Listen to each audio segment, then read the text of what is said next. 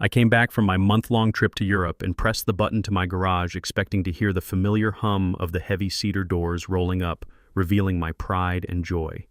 Instead, I was met with silence and a cavernous, empty space. The concrete slab where my customized $800,000 Shelby GT500 used to sit was bare, except for a small oil stain that looked like a teardrop. I did not panic. I did not call 911. I walked into the kitchen where my son Marcus and his wife Tiffany were eating my food, drinking my wine, and living in my house. "Where is my car?" I asked calmly. Marcus did not even look up from his phone. "Dad, you cannot drive anymore. Your reflexes are shot." "I sold it," Tiffany chimed in, smiling that fake smile. "It is for your own good, Desmond. We used the money to pay off some family debts." I simply smiled, poured myself a glass of water, and said, "I understand." Then I walked to my study and texted my lawyer. They took the bait, closed the trap, they thought. They sold a car. They did not know they just sold their freedom. Before I tell you how I dismantled their lives piece by piece, let me know where you are watching from in the comments below. Hit like and subscribe. If you have ever had to teach an ungrateful child a lesson they will never forget. My name is Desmond King, and at 72 years old, I have built half the skyline of Chicago.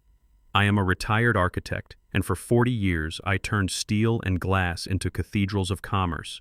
I know about structure, I know about foundations, and I know that when a foundation is rotten, you have to tear the whole building down.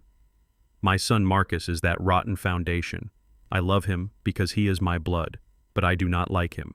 He is 32 years old and has never worked a hard day in his life. He thinks money is something that flows from a tap, and I am the faucet. I had been away for 4 weeks strictly for a medical checkup in Switzerland. I did not tell them that I told them I was going on a sightseeing tour. I wanted them to think I was just an old man looking at mountains. In reality, my doctor gave me a clean bill of health. My heart is strong, my mind is sharp, and my reflexes are better than men, half my age. But to Marcus and Tiffany, I am just a walking inheritance. Check, waiting to be cashed. I stood in the doorway of the kitchen, gripping the handle of my vintage leather suitcase.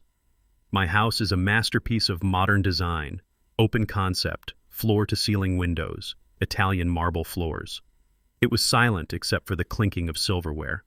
Marcus was eating a steak, a Wagyu steak from my private freezer. He was wearing a silk robe that I am pretty sure belonged to me. Tiffany was sitting across from him, scrolling through Instagram, a glass of my vintage Bordeaux in her hand.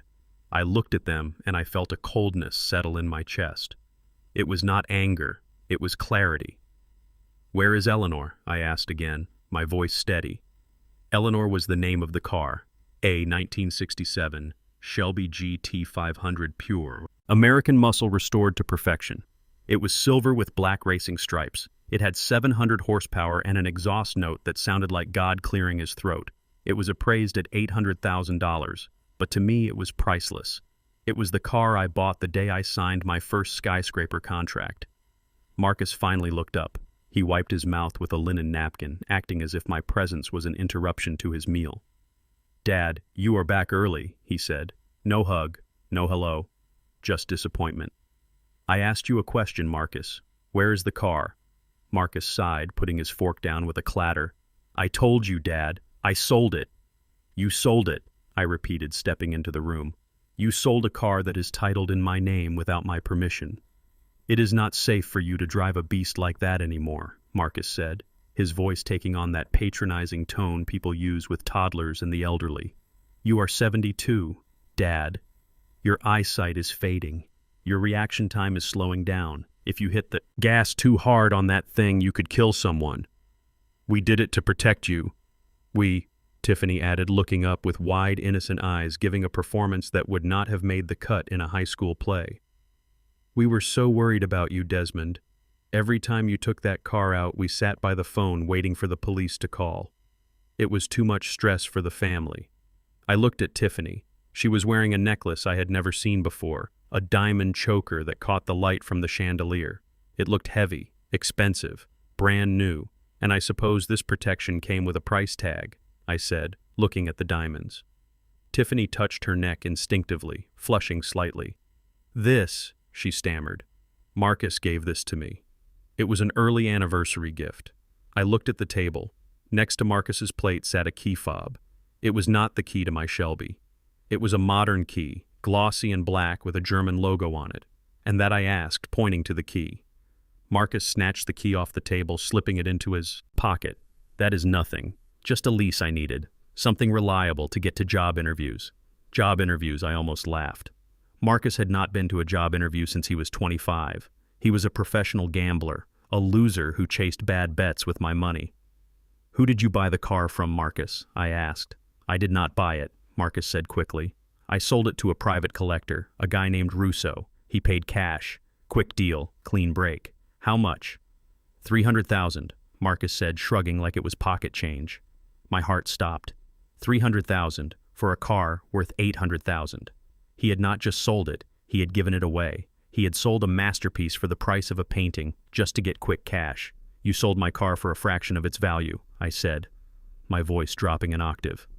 "It was cash, Dad," Marcus snapped, standing up, aggressive, now defensive. "Cash in hand. No paperwork, no waiting. We needed the liquidity." "We needed the liquidity," I asked.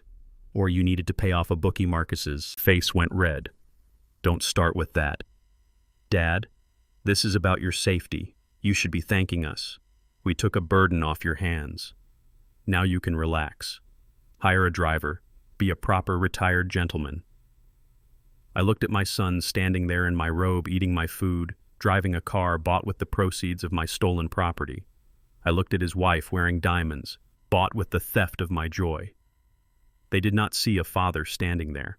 They saw an obstacle. They saw a senile old man who could be bullied and gaslit. I took a deep breath, controlling the urge to throw the table through the window. I am an architect. I do not destroy things with a sledgehammer. I dismantle them, bolt by bolt. "I see," I said, my face relaxing into a mask of resignation. "You are probably right, Marcus.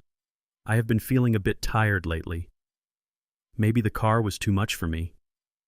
Marcus blinked, surprised by my sudden capitulation. He looked at Tiffany. She smiled triumphant. "Exactly, Desmond," Tiffany said, standing up and walking over to pat my arm. Her touch felt like ice. "We just want you to be safe and happy. We put the rest of the money in a safe place for you, for your future care." "My future care," I repeated. "Yes, of course. That is very thoughtful of you." I picked up my suitcase. "I am going to my study," I said. "I need to sit down." The flight was long. "Take your time, Dad," Marcus said, sitting back down, picking up his fork. "The steak is great, by the way. You should have some." I walked out of the kitchen down the long hallway lined with the awards I had won over a lifetime of hard work.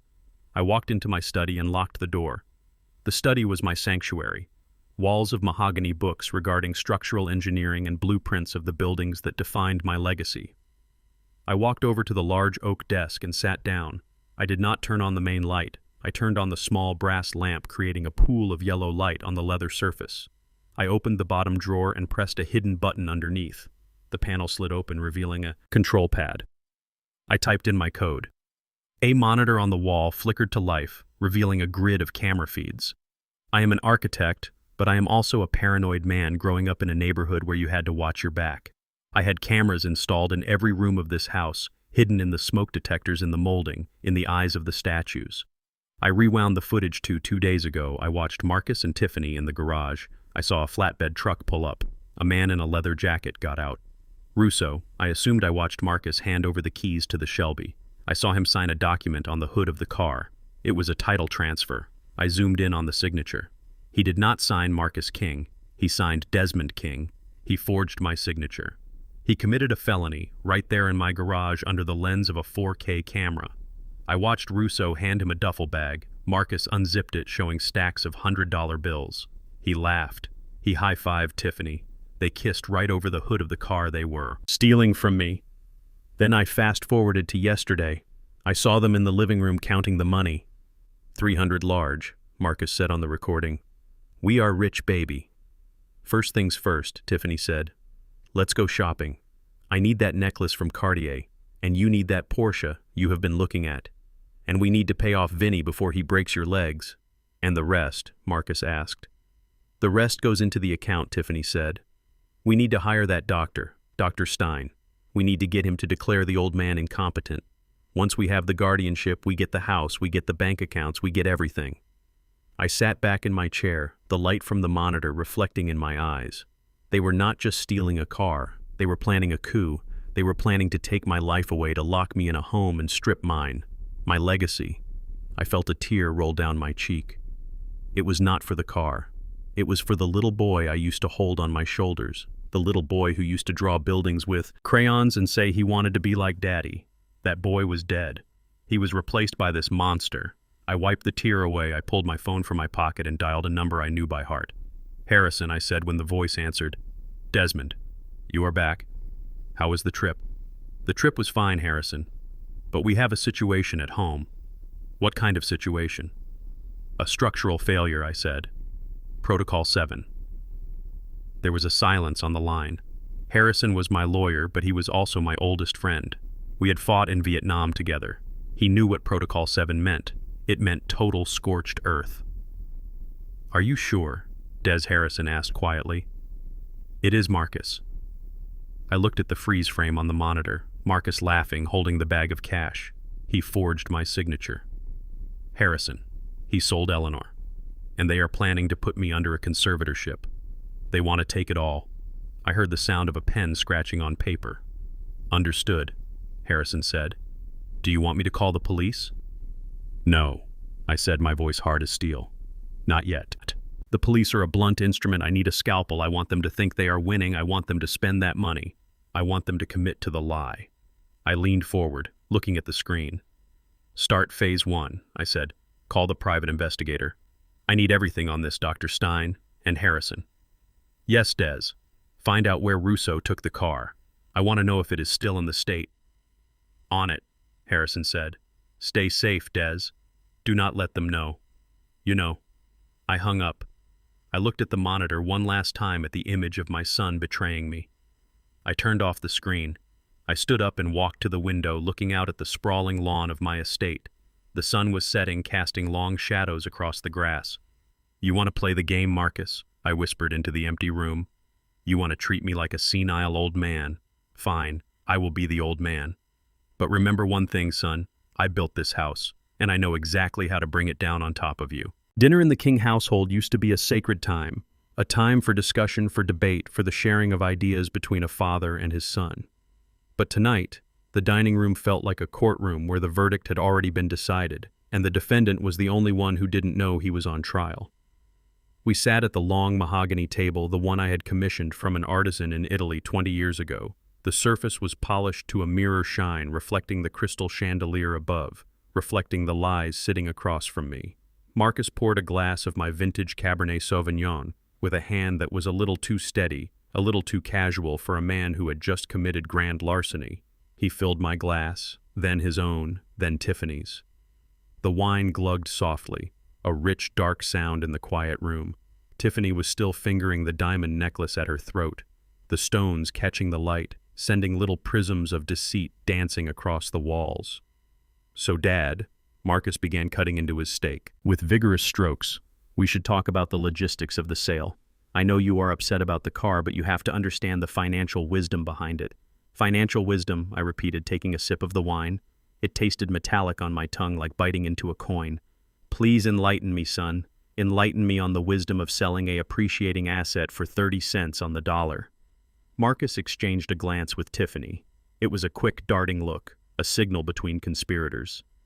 It wasn't just about the cash, Dad, Marcus said, leaning forward, his elbows on the table. It was about allocatlin. We took the $300,000 and we opened a specialized trust fund for you, the Golden Years Healthcare Fund. It is a high-yield account designed to cover any medical expenses you might have in the future, nursing care, physical therapy, prescriptions. It is all secure, totally locked down for your benefit. I looked at him over the rim of my glass. He was lying effortlessly. The lie rolled off his tongue like he had rehearsed it in the mirror. A trust fund, I said, setting the glass down gently. And where is the paperwork for this trust fund? Marcus, I would like to review the terms, the interest rate, the withdrawal penalties. Marcus froze for a split second, his fork hovering halfway to his mouth. Oh, the paperwork is all digital, Desmond Tiffany chimed in.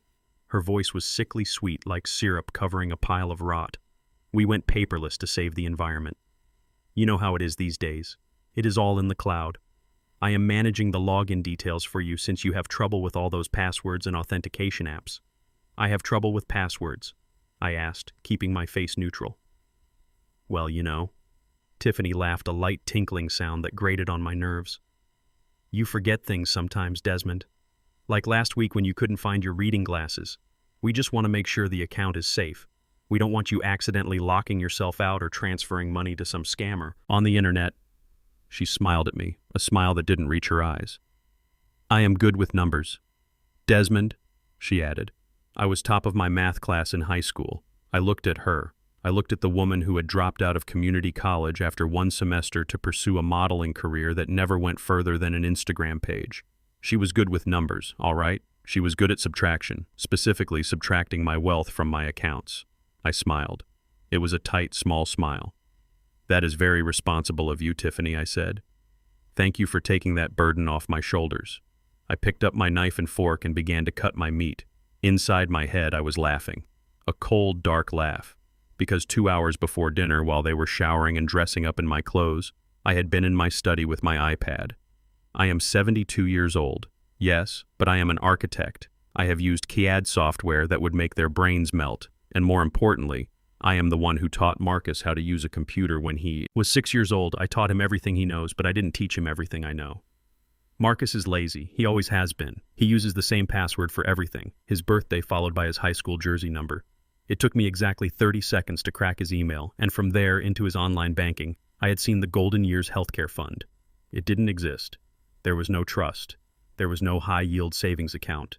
There was just Marcus's personal checking account, giving me a live feed of a financial hemorrhage. I saw the deposit from Russo, $300,000 cash deposit posted yesterday afternoon. And then I saw the withdrawals, $100,000 wired to CryptoBet, an offshore gambling site. Marcus thought he was a poker shark, but he was just a whale waiting to be harpooned. $50,000 to a luxury car dealership, a down payment on a Porsche 911 GT3. The car key I saw on the table earlier wasn't a lease, it was a purchase, made with the blood of my Shelby, $25,000 to Cartier. The necklace Tiffany was wearing right now, $10,000 to a contact listed only as Vinny. That was the bookie. That was the debt. Marcus was terrified of. And another $5,000 to a liquor store for the wine cellar they were currently drinking from. In less than 24 hours, they had burned through nearly $200,000. 60% of the money was gone, vanished into the ether of their greed. And they sat there telling me it was safe, telling me it was for my health. I chewed the steak slowly, savoring the texture. The irony was delicious. They were feeding me lies, but I was digesting the truth. I need to test them. I thought I need to see how far they will go to sell this narrative of my decline. I let my hand tremble. Just a little at first. A slight vibration in my fingers as I lifted the fork to my mouth. I watched them watching me. Their eyes locked onto my shaking hand like vultures, spotting a limping gazelle. Then I let the tremor get worse. My hand shook violently. The silver fork rattled against my teeth, clinking loudly. Then I let my grip slacken. The fork fell. It hit the fine china plate with a loud, harsh clatter, skittering across the porcelain and landing on the pristine white tablecloth, leaving a smear of brown gravy. I gasped, acting confused, staring at my hand as if it belonged to someone else. "Oh dear," I whispered, my voice trembling slightly. "I am sorry. I don't know what happened." My grip, it just gave out. The room went silent. Marcus looked at the fallen fork. Then he looked at Tiffany. I saw it. The look. It was a look of validation, a look that said, "See? I told you. He is losing it." Tiffany reached over and patted my hand again. "It is okay, Desmond," she said, her voice dripping with false sympathy. "It happens. You are tired. Your motor skills are slipping. It is just part of aging." She looked at Marcus and winked. A slow, deliberate wink that screamed victory. "See, Marcus," she said loudly as if I were deaf. "This is exactly why you were right to sell the car. Imagine if his hand shook like that while he was doing 80 on the highway. He would have killed himself." Marcus nodded, looking solemn, pretending to be the responsible son. You are right, Tiff, Marcus said. He sighed heavily. Dad, this is why we need the fund. This is why we need to look at assisted living options. We can't have you living here alone with all these stairs, all these sharp edges. It is dangerous. I looked down at my hand, the hand that had drawn the blueprints for the tallest tower in the city, the hand that was steady as a rock when I wanted it to be. I am sorry, I mumbled, playing the part. I just feel so useless. You are not useless, Desmond Tiffany said, signaling the maid to clear my plate. You are just retired. You need rest. You need professionals to look after you. I stood up, pushing my chair back slowly, acting as if my legs were stiff. I think I will go to bed. I said I am not hungry anymore. The jet lag is catching up to me. I walked out of the dining room, leaving them there with the rest of the wine. I walked slowly, shuffling my feet until I turned the corner into the hallway. Then I straightened my back. I walked silently past the kitchen toward the ventilation shaft that ran behind the pantry. I designed this house. I know every duct, every crawl space, every acoustic quirk. There is a vent in the dining room that feeds directly into the hallway pantry, carrying sound as clearly as a telephone line. I stood in the dark pantry, leaning my head against the grate. I heard the clink of glasses. He bought it, Marcus said. His voice was relaxed, jubilant. He bought the whole thing, hook, line, and sinker. Did you see his hand shake? He is falling apart. Tiff? He is practically dust. Tiffany laughed. That was easier than I thought. I thought he would fight us on the car, but he is too weak. He knows he is past his prime. So what is the next move? Marcus asked.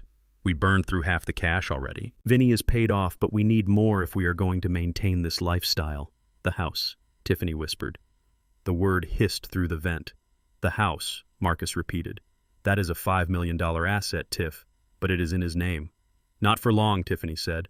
I called Dr. Stein. He is ready. He will sign the competency report. We get the medical declaration, then we file for emergency guardianship. Once you are his guardian, Marcus, you control the assets. We can sell this place, move him into that facility on the west side, the cheap one, and keep the difference. Marcus hesitated just for a second. The cheap one. Is that safe? Who cares if it is safe? Tiffany snapped. He is 72. He won't know the difference. We put him there. We sell the house, and we move to Miami. Marcus, we can finally live the life we deserve. No more begging, no more hiding. Miami, Marcus said softly. I like the sound of that. I stood in the darkness, listening to them plot my demise, listening to them divide up the carcass of my life before I was even dead.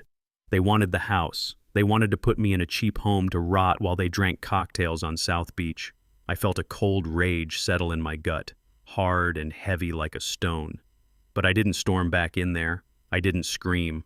I walked quietly to my study. I took out my phone and texted Harrison. They took the bait.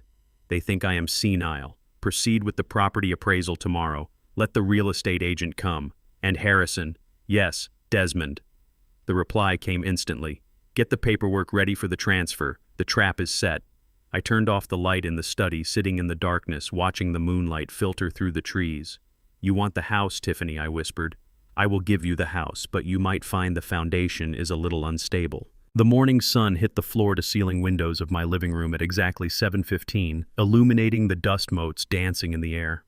I sat in my favorite Eames chair, sipping black coffee and admiring the way the light played off the cantilevered staircase. I designed that staircase myself 30 years ago. It was a marvel of engineering steel and glass that looked like it was floating on air. To anyone else, it was just stairs. To me, it was a sculpture. It was proof that I existed, that I had a vision, and that I had the strength to build it. But to my son and his wife, it was just a hazard, a liability, waiting to be liquidated. The doorbell rang, shattering the peace. It was not a friendly ring. It was the sharp, insistent buzz of someone who wants to sell you something or take something from you. I did not get up. I let the maid answer it. I heard voices in the foyer. Tiffany's high-pitched, eager tone and a man's voice, slick and professional. I took another sip of coffee, stealing myself. Tiffany walked into the living room, guiding a man in a blue suit who looked like he had been manufactured in a factory that produced real estate sharks. He had perfect teeth, a fake tan, and eyes that were already calculating the square footage. Desmond, Tiffany chirped, clapping her hands together. Look who is here. This is Mr. Sterling. He is the top luxury broker in the city. We invited him over for a little chat. Mr. Sterling walked forward, extending a hand that felt like a dead fish. Mr. King, he said, smiling. It is an honor. I have admired your work for decades. This house is a legend. I did not stand up. I looked at him over the rim of my mug. If you admire my work, Mr. Sterling, you would know that I do not invite brokers into my home unless I am buying. So why are you here? Tiffany stepped in, putting a hand on my shoulder, squeezing it just a little too hard. Oh, Desmond, don't be like that. We are just exploring options. Marcus and I were talking last night, and we are so worried about you. This house is 5,000 square feet. It has 4 levels. All those stairs. All that glass. It is a death trap for a man of your age. She looked at Mr. Sterling with wide, sad eyes. He had a little episode at dinner last night. She lied smoothly. His hands were shaking so bad he couldn't even hold a fork. We are terrified he is going to fall down those beautiful stairs and break a hip. Or worse. Mr. Sterling nodded, his face arranging itself into a mask of practiced sympathy. I understand completely. Mrs. King. Safety is paramount, and the market is very hot right now. Mr. King. We could get a premium price for a property like this. Cash buyers bidding war the works. Tiffany beamed. We found a place for you, Desmond. It is called Serenity Gardens. It is a 5-star assisted living facility.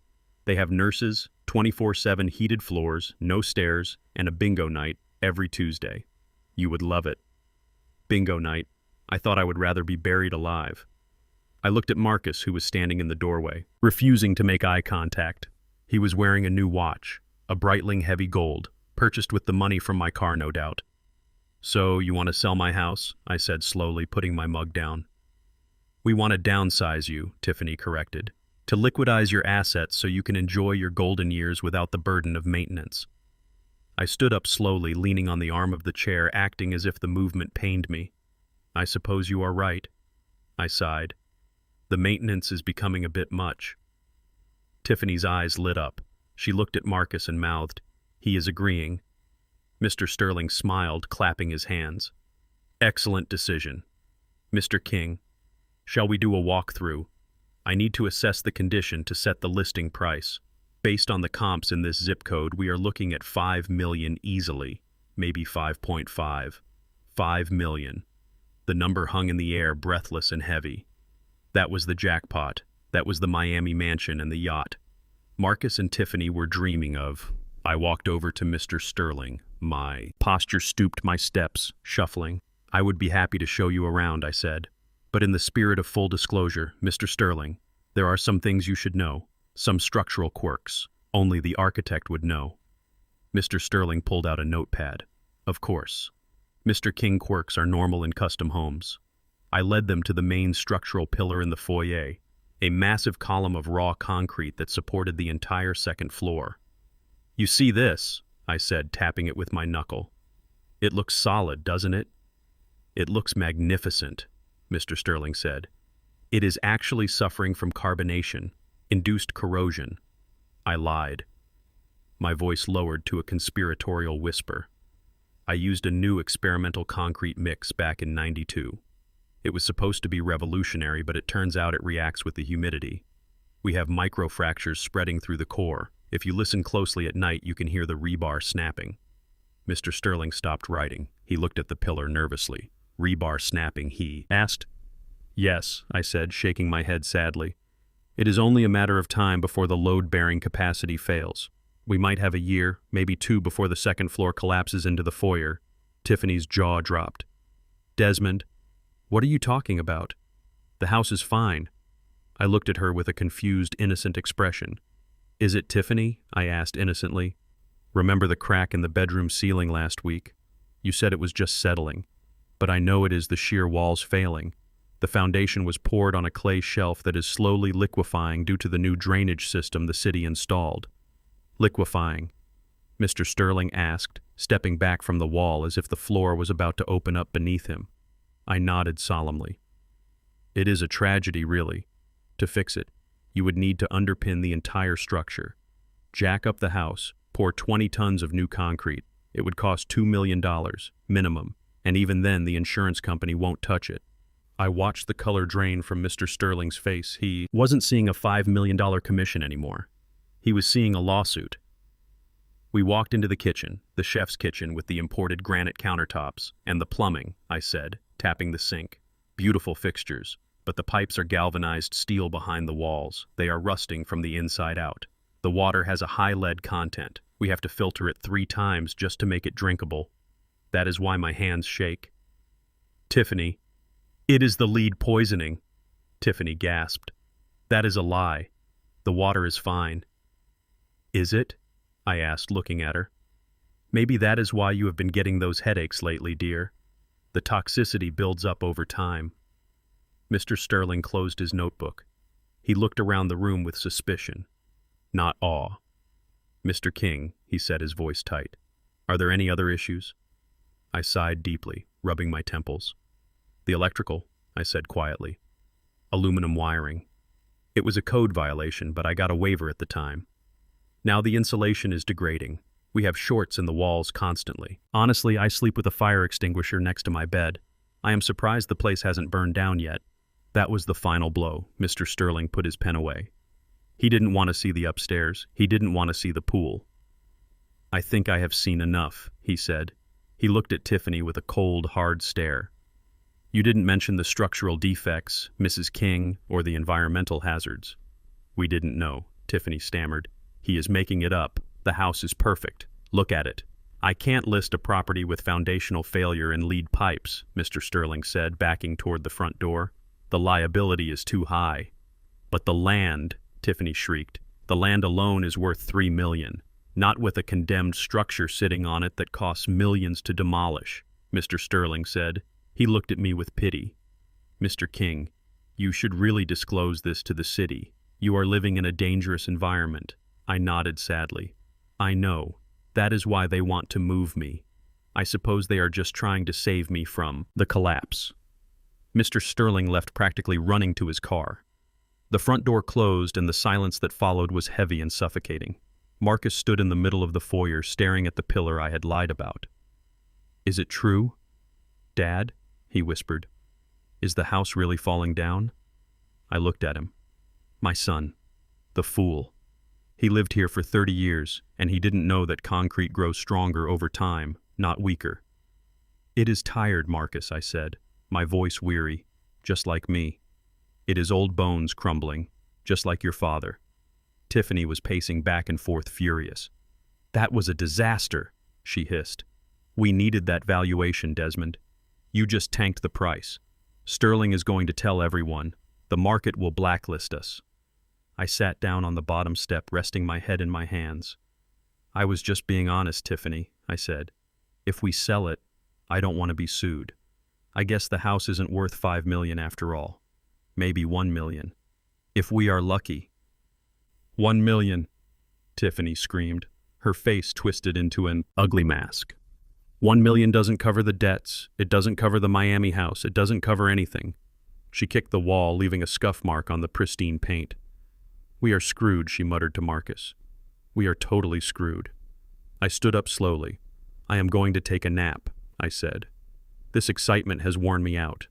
I walked past them, climbing the stairs that were perfectly solid, perfectly safe. As I reached the landing, I looked down. They were arguing, whispering frantically, huddled together like rats on a sinking ship. Tiffany had thrown her handbag onto the console table in the hallway in her rage. It was sitting there open. I walked into my bedroom, but I didn't close the door. I waited. I listened. I heard them move into the kitchen, arguing about money, arguing about the bookie. I slipped back out into the hallway, moving silently across the carpet. I reached the console table. I looked inside the expensive leather bag that Marcus had bought her with my money. There were lipstick tubes, sunglasses, a pack of slim cigarettes, and a thick manila folder. I pulled it out carefully. My heart hammered against my ribs, not from exertion, but from adrenaline. The label on the folder was printed in bold black letters. State of Illinois, petition for emergency conservatorship. Subject Desmond King. Petitioner Marcus King. I opened it, taking a quick photo of the first page with my phone. It was all there. The lies. The claim that I was mentally incompetent, the claim that I was a danger to myself and others, the request for full control over my medical decisions, my finances, and my estate. And at the bottom of the page, a signature, Dr. Leonard Stein. I closed the folder and slid it back into the bag exactly where it was. I retreated to my bedroom and locked the door. I sat on the edge of my bed, my hands trembling. This time the tremor was real. They weren't just waiting for me to die.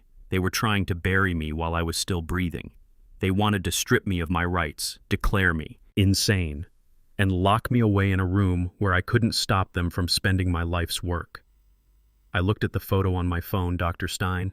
I whispered. I picked up my phone and dialed Harrison. We have a name. I said, Dr. Leonard Stein. Find out everything. Harrison. Does he gamble? Does he drink? Does he have debts? I want to own him by the end of the week. I walked to the window looking out at the estate that I had just devalued to save it. They want a war, I said to the reflection in the glass. They just declared it on the wrong architect. The Porsche smelled like new leather and betrayal. Marcus was driving fast, his hands gripping the wheel of the car he had bought with the money from my stolen Shelby. We were weaving through traffic, heading toward the medical district. The engine purred with German engineering, but the silence inside the cabin was heavy and suffocating. Marcus kept checking his reflection in the rearview mirror, adjusting his sunglasses, trying to look like the successful son, taking his aging father for a routine errand. But I saw the sweat beading on his upper lip. I saw the nervous tick in his jaw. He was taking me to the slaughterhouse, and he knew it. We are just going for a quick checkup, Dad, Marcus said for the third time, breaking the silence. It is a requirement for the new insurance policy. Tiffany found for you. Standard procedure, checking the vitals, checking the cognitive baseline. You know how it is. I nodded, staring out the window at the passing city I helped build. I looked at the steel skeletons of the skyscrapers rising against the gray sky. Standard procedure, I repeated. My voice was soft, raspy, the voice of a man who was fading. Just a checkup. We pulled up to a nondescript medical building on the outskirts of town. It was not the university hospital where my personal physician of 20 years practiced. It was a private clinic tucked away between a dry cleaner and a payday loan office. The sign on the door read, "The Stein Center for Cognitive Health." I stepped out of the car, leaning heavily on my cane, acting as if the curb was a mountain. Marcus rushed to my side, taking my elbow, guiding me like I was fragile glass. We walked into the waiting room. It was cold, sterile, and empty except for a receptionist who looked like she would rather be anywhere else. She didn't ask for my insurance card. She just nodded at Marcus as if she was expecting us. Mr. King. Dr. Stein is ready for you, she said. We walked down a long hallway lined with abstract art that looked like ink blots tests designed to make you see monsters where there were none. Marcus opened a heavy oak door and we stepped into the office of the man who was paid to steal my mind. Dr. Leonard Stein sat behind a glass desk that was too large for the room. He was a small man with slicked-back hair and a suit that cost more than a nurse's yearly salary. He wore a gold watch that glinted under the fluorescent lights. He stood up, extending a hand that felt damp and cold. Mr. King, he said, his voice smooth like oil. It is a pleasure. Marcus has told me so much about you. I shook his hand, letting my grip be weak, letting my arm tremble just a fraction. Dr. Stein, I mumbled, looking confused. Marcus said this was for insurance. Dr. Stein smiled, a shark smiling at a seal. It is for your wellness. Desmond. Can I call you Desmond? We just want to make sure you are operating at peak efficiency. We are going to run a few simple tests. Just a conversation, really. He gestured for me to sit in a low leather chair that was difficult to get out of, a power move. I noted it. I sat down, sinking into the cushion, looking up at him like a child, looking at a principal. I reached into the breast pocket of my jacket. Do you mind if I keep my pen? I asked, holding up a silver fountain pen. It was a gift from my late wife. It brings me comfort. Dr. Stein glanced at it dismissively. Of course. Desmond, hold on to whatever makes you feel safe. He didn't know that the pen was a high-fidelity recording device with a 12-hour battery life. I clicked the top, subtly engaging the microphone. The red light was hidden. The trap was set. Let us begin, Dr. Stein said, opening a file folder that was disturbingly thin. He started with the basics, asking me the date, the president, the city. I answered them all correctly, but I hesitated. I paused before saying the year, acting as if I had to search through a fog to find the number. Good Dr. Stein said, making a note, but his tone suggested it wasn't good. It suggested I was struggling. Now, Desmond, I am going to say 3 words. I want you to remember them. We will come back to them later. Are you ready? I nodded. Apple penny table. Dr. Stein said. Apple penny table. I repeated. Excellent. Now I want you to draw a clock for me. Set the hands to 10 past 11. He pushed a piece of paper and a pencil across the desk. I picked up the pencil. I am an architect. I have drawn blueprints for stadiums and airports. I can draw a perfect circle with my eyes closed. But today, I let my hand shake. I drew the circle slightly lopsided. I put the numbers in the correct places. But I hesitated on the hands. I made the minute hand slightly too short. Dr. Stein watched me like a hawk watching a mouse in a maze. Interesting, he muttered, scratching something on his pad. He asked more questions. Math problems, logic puzzles. I answered them, but I added the flavor of confusion, asking him to repeat himself, acting frustrated, rubbing my temples. Then came the pivot, the moment where the medical exam turned into a legal execution. Desmond, Dr. Stein said, leaning forward, clasping his hands simply. Do you know why you are here? Really? I looked at him, blinking rapidly. Insurance, I said.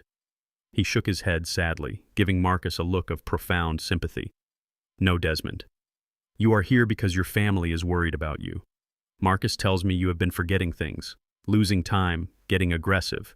He tells me you sold a very expensive car recently for a fraction of its value because you were confused about the currency. I looked at Marcus. He was staring at the floor, refusing to meet my eyes. I didn't sell it, I stammered, playing the part. I gave it to a friend.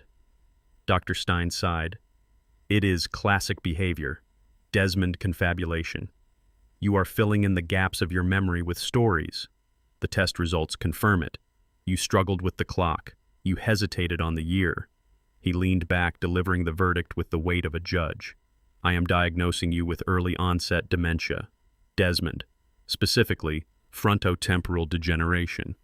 It affects judgment, impulse control, and financial decision-making. Dementia, I whispered, letting my voice tremble. My mind is going. It is progressing, Dr. Stein said.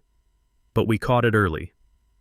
However, you are in a vulnerable state. You cannot be trusted to manage your own affairs anymore. You are a danger to your own legacy. He opened a drawer and pulled out a document. I am recommending an immediate conservatorship, Dr. Stein said, placing the paper on the desk. Marcus here is willing to step up. He is willing to take the burden of your finances, your estate, and your medical decisions so you can focus on resting. It is the only way to protect you from yourself. I stared at the paper. It was the death warrant for my freedom. It was the key to my vault being handed to a gambler and a grifter. Marcus finally spoke, his voice thick with fake emotion. It is for your own good, Dad, he said, reaching out to touch my arm.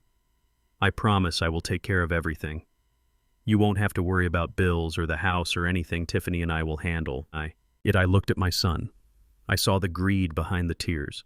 I saw the relief in his eyes that the doctor had delivered the lie so perfectly. I looked at Dr. Stein. So I am sick? I asked. You are declining, Desmond, Dr. Stein corrected. But with the right care in a controlled environment, you can be comfortable. I took a deep breath, clutching the spy pen in my pocket. So does this mean, I asked, looking up with wide, fearful eyes. Does this mean I can't drive anymore? Dr. Stein laughed. It was a short, dismissive bark of a laugh. Drive? Oh, heavens no, Desmond. That part of your life is over. You are a danger behind the wheel. You sold the car, remember? But even if you had it, I would revoke your license today. He smiled a cruel final smile. Cars are the past, Desmond. You need to focus on your chair, your bed, your soup. The open road is for people who know where they are going. I nodded slowly, absorbing the insult, letting it fuel the fire in my gut. I understand, I said softly. I understand completely. I stood up. Struggling out of the low chair, Marcus jumped up to help me, but I waved him off. I need to go home now. I said, I am tired. The diagnosis. It is a lot to take in. Of course, Dr. Stein said, standing up. I will file this report with the court immediately. Marcus, you have the paperwork for the hearing next week. We do, Marcus said, gripping the file tight. Thank you, Doctor. You have saved us. No, Dr. Stein said, shaking Marcus's hand. You saved him. We walked out of the office, back down the hallway of ink blots, back into the cold waiting room. I walked slowly, my head down, playing the defeated old man. But inside, my mind was racing, calculating, stacking the bricks of my counterattack. As we got into the Porsche, Marcus looked at me. See, Dad, he said, starting the engine. It is not so bad. Now you can relax. We will take care of the heavy lifting. I didn't answer. I just closed my eyes, leaning my head against the cool glass. Drive, Marcus, I whispered. Take me home. He drove fast, eager to get back to Tiffany, eager to tell her that the plan worked, that the doctor had signed the line, that the old man was officially broken. When we got back to the estate, I went straight to my study. I told them I needed to nap. I locked the door. I took the pen out of my pocket and plugged it into my computer. I downloaded the audio file. It was crystal clear. Every lie, every threat, every scratch of the pen. I opened a secure chat window. Harrison, I typed, I am here. Des, I am sending you an audio file. I typed, my fingers flying across the keys. The doctor is a hack. His name is Leonard Stein. He diagnosed me with dementia after a 10-minute conversation and recommended Marcus as conservator. He is in on it. I waited for the file to upload. Harrison, listen to me. I typed, I want a full background check on Stein by morning. I want to know where he went to school. I want to know who he sleeps with. And most importantly, I want to know who he owes money to. A doctor who takes bribes to diagnose healthy men with dementia is a doctor who is desperate, I typed. Find his debt, Harrison. Find out who holds his mortgage, his practice loans, his gambling markers, and then buy it. Buy it, Harrison replied. Yes, I typed. Buy it all. Become his creditor. Become his nightmare. I want to own the paper on his life. So when he stands in that courtroom next week, he won't be testifying for Marcus. He will be testifying for the man who owns his future. I hit send. I sat back in my chair, listening to the silence of the house. They said cars are the past. Dr. Stein, I whispered to the empty room. You are about to find out that I am still driving, and I am about to run you over. The afternoon sun was filtering through the leaves of the Japanese maple tree in the courtyard, casting dappled shadows on the stone patio. I sat in my wicker chair, a cup of chamomile tea resting on the glass table beside me. The garden was peaceful, the only sound being the gentle trickle of the koi pond fountain. It was the kind of peace that usually precedes a hurricane, and I was the one who had seeded the clouds. I watched Marcus through the sliding glass doors. He was pacing by the swimming pool phone pressed to his ear, wearing a pair of designer sunglasses that cost more than my first car. He looked like a man who owned the world, confident, relaxed, answering the call with a swagger. But I knew who was on the other end of that line. It was not a business partner, it was not a friend, it was a man named Russo. Or at least that was the name he was using. For Marcus, Russo was the private collector who had paid $300,000 cash for my Shelby GT500, but in reality Russo was an actor named Silas, a man I had hired from a local theater troupe purely for his ability to project menace. I took a sip of tea and waited for the performance to begin. I saw Marcus stop pacing. His posture changed instantly. The swagger evaporated, replaced by a rigid tension. He pulled the sunglasses off his face, his eyes wide with confusion. What do you mean it is a fake? Marcus said, his voice carrying through the open door. I smiled into my tea. You see, Marcus thought he had sold my crown jewel. He thought he had liberated the legendary 1967 Shelby from my garage. But Marcus is not a car guy. He is a label guy. He sees a badge, he sees a shape, and he assumes value. He never bothered to check the VIN number. He never bothered to look at the engine block casting. The car he sold was not the real Shelby. The real Eleanor was sitting comfortably in a climate-controlled vault in a storage facility 3 towns over, safe and sound. The car in the garage was a high-end replica kit car I had built myself on a Mustang chassis for weekend drives when I didn't want to risk the million-dollar asset. It was a beautiful machine, indistinguishable from the original to the untrained eye. But to a collector, it was worth maybe $40,000. Tops, Marcus had sold a $40,000 copy for $300,000. He had committed fraud on a massive scale, and now the buyer was calling to collect. I watched Marcus listening intently, his face draining of color, turning a sickly shade of gray. "Mr. Russo, please calm down," Marcus stammered, dragging a hand through his hair. "It has to be a mistake. My father owned that car for 30 years. It is the real deal. I have the title." He didn't have the title. He had a forgery. He had printed off the internet. I could imagine Silas on the other end playing his role perfectly, screaming about lawsuits, screaming about police, screaming about the fact that the chassis number didn't match the Shelby registry. "Listen," Marcus shouted, desperation creeping into his voice. "Don't call the cops. We can work this out. I will refund you. Just bring the car back, and I will give you the cash." I leaned forward. This was the moment I knew exactly how much money was left in Marcus's account. I had checked it 10 minutes ago. The $300,000 was gone, evaporated into the ether of bad decisions. He had spent $50,000 on the Porsche, $25,000 on Tiffany's necklace, $100,000 on gambling debts, and the rest on a down payment for a condo in Miami. He was planning to surprise Tiffany with. He was broke. "I don't have it on me right now," Marcus said, his voice cracking into a high-pitched squeak. "I tied it up in investments, but I can get it. Give me 24 hours. Mr. Russo, please, just 24 hours. Do not go to the police. If you go to the police, my life is over." He listened for a moment longer, nodding frantically at the empty air. Okay. Tomorrow noon. Cash. I promise." He hung up the phone and dropped it onto the patio furniture like it was made of molten lead. He stood there hyperventilating, clutching his chest, looking like he was having the heart attack he claimed I was at risk for. He had promised to return $300,000 he didn't have, to a man who was threatening to send him to prison for fraud. I watched him run his hands over his face, wiping away sweat.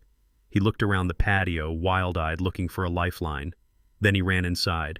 He burst into the living room where Tiffany was lounging on the sofa reading a fashion magazine. She looked up, annoyed by his frantic entrance. "Babe, we have a problem," Marcus gasped, leaning over the back of the couch. "What is it?" Tiffany asked, not even closing the magazine. "Did the sushi place cancel our reservation?"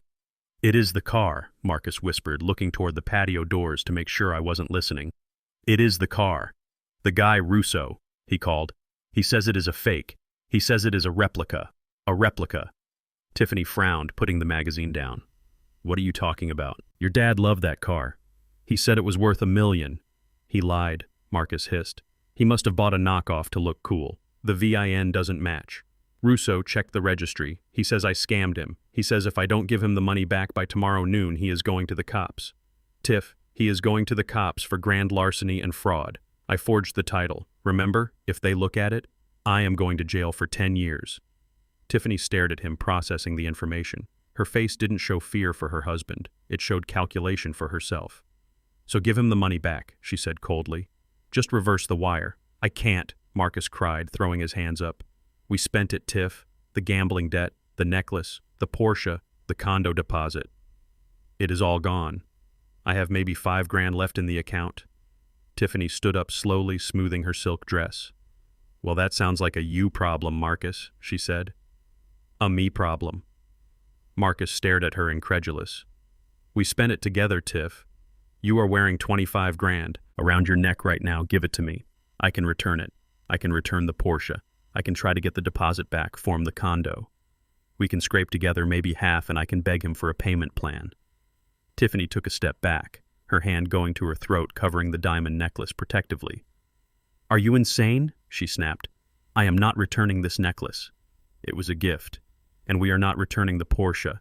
We need that car to maintain appearances. If we start selling things now, people will talk. They will know we are broke." Marcus grabbed her shoulders, shaking her slightly. "Tiff, listen to me. This isn't about appearances. This is about prison. If I don't pay him, he calls the cops. And if the cops come, they find out about the forgery. They find out I sold Dad's car without permission. The whole plan falls apart. The conservatorship, the house, everything. We lose it all." Tiffany pushed him away, her eyes hard as flint. "Then fix it. Marcus, find the money somewhere else. Borrow it, steal it. I don't care, but do not touch my jewelry, and do not touch the condo fund. That is our escape plan. But I did this for us." Marcus pleaded, tears forming in his eyes. "I took the risk for us. You have to help me." "I am helping you," Tiffany said, her voice dripping with venom. I am telling you to be a man and handle your business. You got scammed by your senile father, Marcus. You sold a fake car. That is your mistake. Don't drag me down with you." She turned and walked toward the stairs, leaving him standing in the middle of the living room looking like a child who had lost his mother in a supermarket. I waited a beat, then I opened the sliding door and stepped inside, leaning heavily on my cane. "Is everything all right?" I asked, my voice mild and confused. I heard shouting. Marcus jumped, spinning around to face me.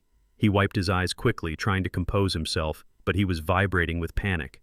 "Everything is fine, Dad," he lied, his voice shaking. "Just a work call. A deal falling through. Stress, you know." "Ah, stress," said, nodding slowly, walking over to the sideboard to pour myself more tea. "I remember stress. It is terrible for the heart. You should be careful, Marcus. You look pale." "I am fine," Marcus snapped. Then he softened, realizing he might need me. "Dad, I was wondering about the car, the Shelby." "What about it?" I asked, taking a sip. "When you bought it, did you get it authenticated?" Marcus asked, watching me closely. "Was it the original?" I looked at him. I let a small smile play on my lips, the smile of a man lost in memory. "Oh, Eleanor," I sighed. "She was a beauty, wasn't she? I bought her back in '98 from a lovely gentleman in Texas. Or was it Arizona? My memory isn't what it used to be. But she looked fast, didn't she?" Marcus looked at me, searching for a straight answer, searching for a confession that I knew it was a fake, but I gave him nothing, just the rambling of an old man. "She looked fast," Marcus repeated dully. "Yes," I said, "and she was loud. I remember the engine roared like a lion." "Why do you ask, son? The collector is enjoying it, isn't he?" Marcus swallowed hard, his Adam's apple bobbing. "Yeah, Dad. The collector loves it. He just had some questions about the history." "Well, tell him to enjoy the ride," I said, placing my cup on the saucer with a delicate clink. "Because once you sell something, Marcus, you can never really get it back." "Can you?" I looked him dead in the eye for a second, letting the mask slip just a fraction, letting him see the steel underneath. Marcus flinched. He didn't know what I knew, but he felt the weight of my words. "I have to go," Marcus said abruptly, grabbing his keys. "I have to go see a guy about a loan." "A loan?" I asked pleasantly. "Be careful with loans, son. Interest rates are murder these days." He didn't answer. He ran out the front door, slamming it behind him. I watched him go, watched him run to his Porsche, watched him peel out of the driveway, leaving rubber on the asphalt. He was driving a $100,000 car to go beg for scraps. He was going to the Sharks to pay off the wolves. I turned and looked at the stairs where Tiffany had disappeared. She had abandoned him the moment the water got rough. She held on to her diamonds while he drowned. It was exactly what I expected. I pulled out my phone and texted Harrison. "Phase 2 is active. The rat is cornered and the ship is sinking. Keep the pressure on Russo. Tell him to call Marcus every hour on the hour." I walked back to the patio and sat down in the sun. The tea was still warm. I closed my eyes and listened to the fountain. "Run, Marcus," I whispered. "Run as fast as you can. You are only running in circles." The engine of the Mercedes SUV purred to life in the driveway, echoing off the brick facade of my home. It was 2 p.m, a time when honest people are working and dishonest people are busy covering their tracks. I watched from the window of my study as Tiffany walked out the front door. She was dressed for a runway show, wearing oversized sunglasses, a silk scarf tied around her neck, and carrying a Birkin bag that I knew for a fact Marcus had bought with the first withdrawal from my stolen account. "I am going to the city," she had announced earlier, her voice light and airy, "just a little retail therapy. Desmond, I need to pick up some things for the house, maybe look at some curtains for your new room at the facility." She smiled when she said it, that tight, practiced smile that never reached her eyes. I nodded, playing the part of the befuddled old man. "Have fun, dear," I said. "Buy something pretty." But as soon as her taillights disappeared down the long driveway, I moved with a speed that would have shocked her. I grabbed the keys to my old Buick LeSabre, a car I kept under a tarp in the back shed. It was a relic, a nondescript beige sedan that smelled of dust and old leather, but it was invisible on the road. No one looks twice at a beige Buick driven by an old man in a flat cap. It was the perfect surveillance vehicle. I followed her, keeping 2 cars between us at all times. I know the rhythm of this city. I designed half the intersections downtown. I know how the lights change. I know the shortcuts. But Tiffany wasn't taking shortcuts, and she wasn't heading downtown to the magnificent mile where the luxury boutiques lined the streets. She was heading south. I watched as the scenery changed. The manicured lawns of our suburb gave way to the concrete sprawl of the highway, and then the highway gave way to the potholed streets of the industrial district. The architecture shifted from limestone and glass to crumbling brick and rusted steel. We were entering a part of town where the streetlights were broken and the hope had dried up years ago. Tiffany pulled her $80,000 SUV into the parking lot of a dilapidated apartment complex. The building was a sore thumb, a brutalist concrete block stained with soot and graffiti. The sign out front read, "The height but the H had fallen off, leaving only the 8." I parked across the street behind a dumpster and killed the engine. I reached into my glove box and pulled out my camera. It was a Leica with a telephoto lens, heavy and precise. I adjusted the focus, bringing the scene into sharp relief. Tiffany stepped out of the car. She looked out of place like a diamond in a gutter. She looked around nervously, checking the corners, checking the windows, but she didn't check the beige car across the street. A door on the ground floor opened. A man stepped out. He was not Marcus. He was the opposite of Marcus. Marcus was soft, doughy from easy living. This man was hardwired with muscle and bad decisions. He wore a tight t-shirt that showed off tattoos climbing up his neck and ripped jeans. He had a cigarette dangling from his lip. I zoomed in, snapping the shutter. Click. Tiffany didn't recoil from the grit. She ran to him. She threw her arms around his neck and kissed him. It wasn't a friendly peck. It was passionate, desperate, the kind of kiss that carries a history. Click, click. I watched them separate. The man said something, laughing, wiping lipstick from his mouth. He held out his hand, palm up, the universal gesture for payment. Tiffany reached into her Birkin bag. She pulled out a thick white envelope. It was bulging. I knew what was in that envelope. It was cash. It was the money Marcus had frantically scraped together, hoping to pay off Russo, hoping to save his skin. Tiffany had told him she didn't have it. She had told him to figure it out himself. But here she was, handing Marcus's lifeline to a stranger in a parking lot. The man took the envelope. He didn't count it. He just weighed it in his hand and grinned. He tucked it into his back pocket and slapped Tiffany on the rear end.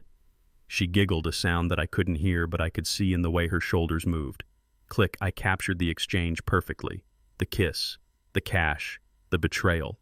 This wasn't a brother. This wasn't a cousin. This was an exit strategy. Tiffany wasn't just planning to leave me in a home, she was planning to leave Marcus too.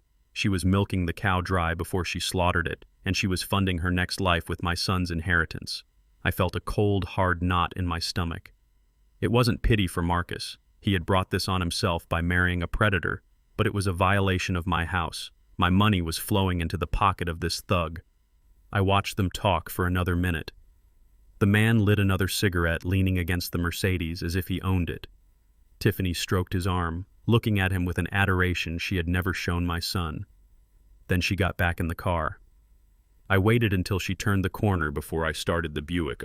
She didn't need to follow her anymore. I had the evidence, I had the leverage. I drove home, taking the long way, letting the anger simmer down into a cold calculation. When I got back to the estate, I put the Buick away and went into the house through the side door. I sat in the living room reading a book, waiting for the performance to resume. Tiffany came home an hour later. She walked in flushed and happy, carrying a few small shopping bags from a department store, props she must have bought on the way back to cover her tracks. "Desmond," she called out, "I am back.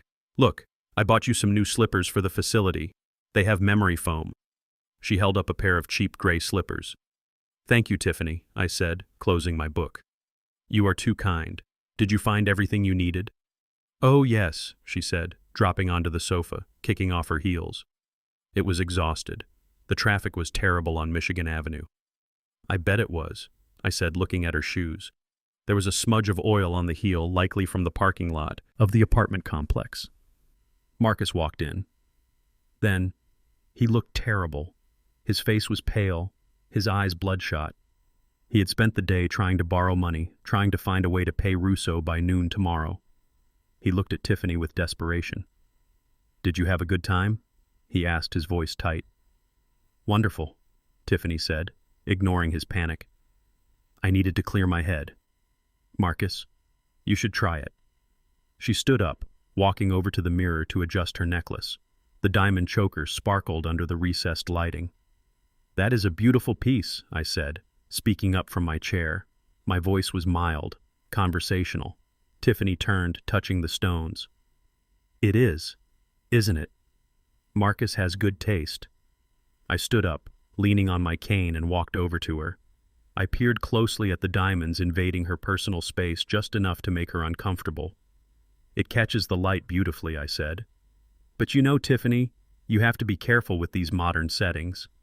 "Careful?" she asked, frowning. "Yes," I said, tapping the center stone with my finger. "Sometimes when the setting is cheap, the stone can fall out, and sometimes the stone itself isn't real." The room went quiet. Marcus looked up from his misery. "What do you mean, Dad?" Marcus asked. I shrugged, backing away. "I am just saying, son. In my line of work, we learn to spot structural flaws. A facade can look perfect, but if the core is rotten, it eventually cracks. And sometimes people sell you glass and tell you it is diamond." I looked Tiffany dead in the eye. "You should get it appraised, my dear, just to be sure. It would be a shame if you were walking around wearing a fake, wouldn't it?" Tiffany's hand went to her throat, clutching the necklace. Her eyes darted to mine, searching for meaning, searching to see if I knew. But I just smiled, the vacant smile of a senile old man. "Just a thought," I said, turning toward the stairs. "I am going to rest before dinner. My hip is acting up." I walked up the stairs, feeling her eyes boring into my back. She was rattled. She was wondering if I had seen something or if I was just rambling. But paranoia is a slow poison, and I had just administered the first dose. I went into my study and locked the door. I took the memory card out of the camera and plugged it into my computer. The photos were high resolution, crisp, and damning. I opened the image of Tiffany kissing the man, the Mercedes in the background, the grim apartment building, the sheer tawdriness of it all. Then I opened the image of the cash exchange, the white envelope changing hands. I pulled up my email client. I didn't type, Marcus's personal email. He checked that on his phone constantly, and Tiffany might see the notification over his shoulder. I typed in his work email, the address for the consulting firm he claimed to work for but really just used as a mail drop for his few legitimate contacts.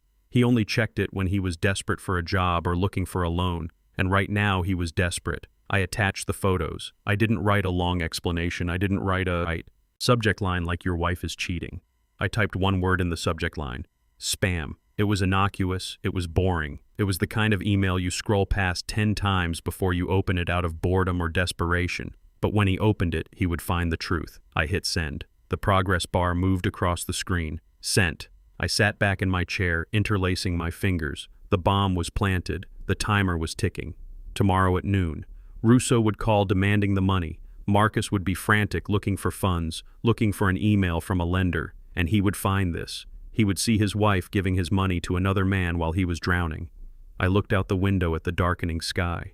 "You wanted to put me in a home. Tiffany," I whispered. "You wanted to take my house. Well, I just took your husband, and tomorrow I take your freedom." The doorbell rang at 10 o'clock in the morning. It was not the Amazon delivery driver, and it was not the gardener. It was a heavy, authoritative ring, the kind that comes with a badge and a gun. I was sitting in the living room listening to Miles Davis on the vinyl player, reading a book on brutalist architecture.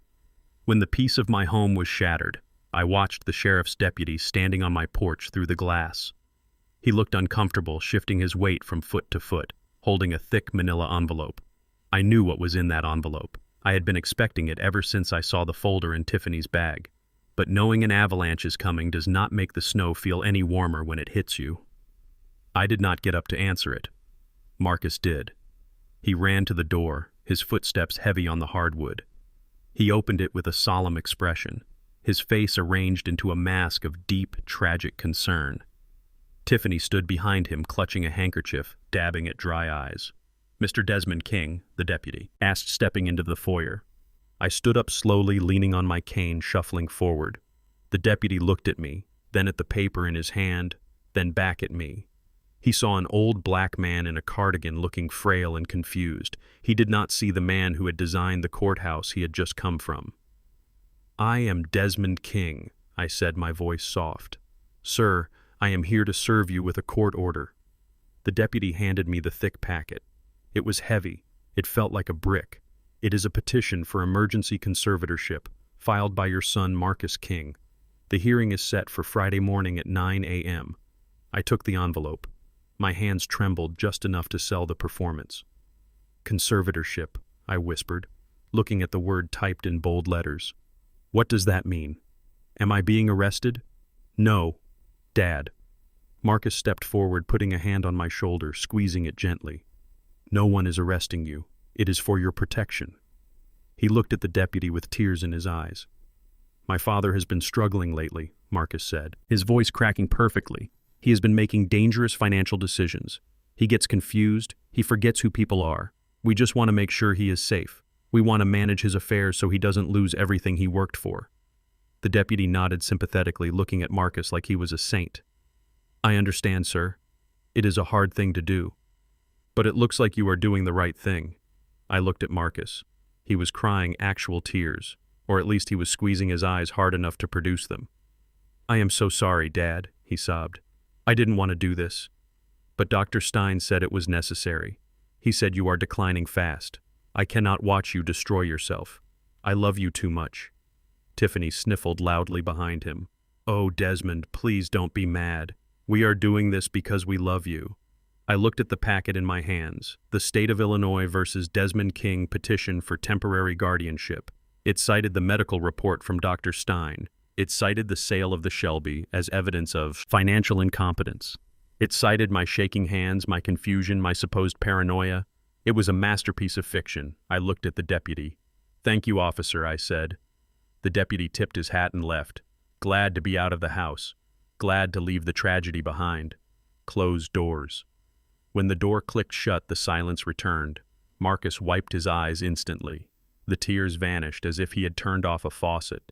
He looked at me, waiting for a reaction, waiting for me to scream, to fight, to deny it. He wanted a confrontation. He wanted me to prove Dr. Stein right by acting aggressive. But I gave him nothing. I walked back to my chair, the heavy envelope in my hand. I sat down, groaning slightly as my joints settled. I looked at the coffee table. My cup of coffee was sitting there, steaming hot. I looked at the envelope again. So I have to go to court? I asked, looking at the cover page. Yes, Dad, Marcus said, his voice hardening just a little, regaining his confidence. You have to go. The judge needs to sign off on it. But don't worry, you won't have to say much. The lawyers will handle it. I nodded slowly. I picked up my coffee cup, then I paused, holding it in midair. I don't have a coaster, I said. Marcus frowned. What a coaster, I repeated, looking around the table. I don't want to leave a ring on the mahogany. Your mother would kill me if I ruined the finish. I looked at the court order, the legal document that threatened to strip me of my civil rights. I gripped the corner of the cover page, the thick cardstock. Reep. The sound was loud and crisp in the quiet room. I tore a perfect square off the bottom of the petition right through the official court stamp. Marcus's jaw dropped. Dad, what are you doing? He gasped. That is a legal document. I placed the torn piece of paper on the table. Then I set my hot coffee mug on top of it, perfectly centered. There, I said, smiling at him. That is better. No rings. Marcus stared at me. He looked at Tiffany.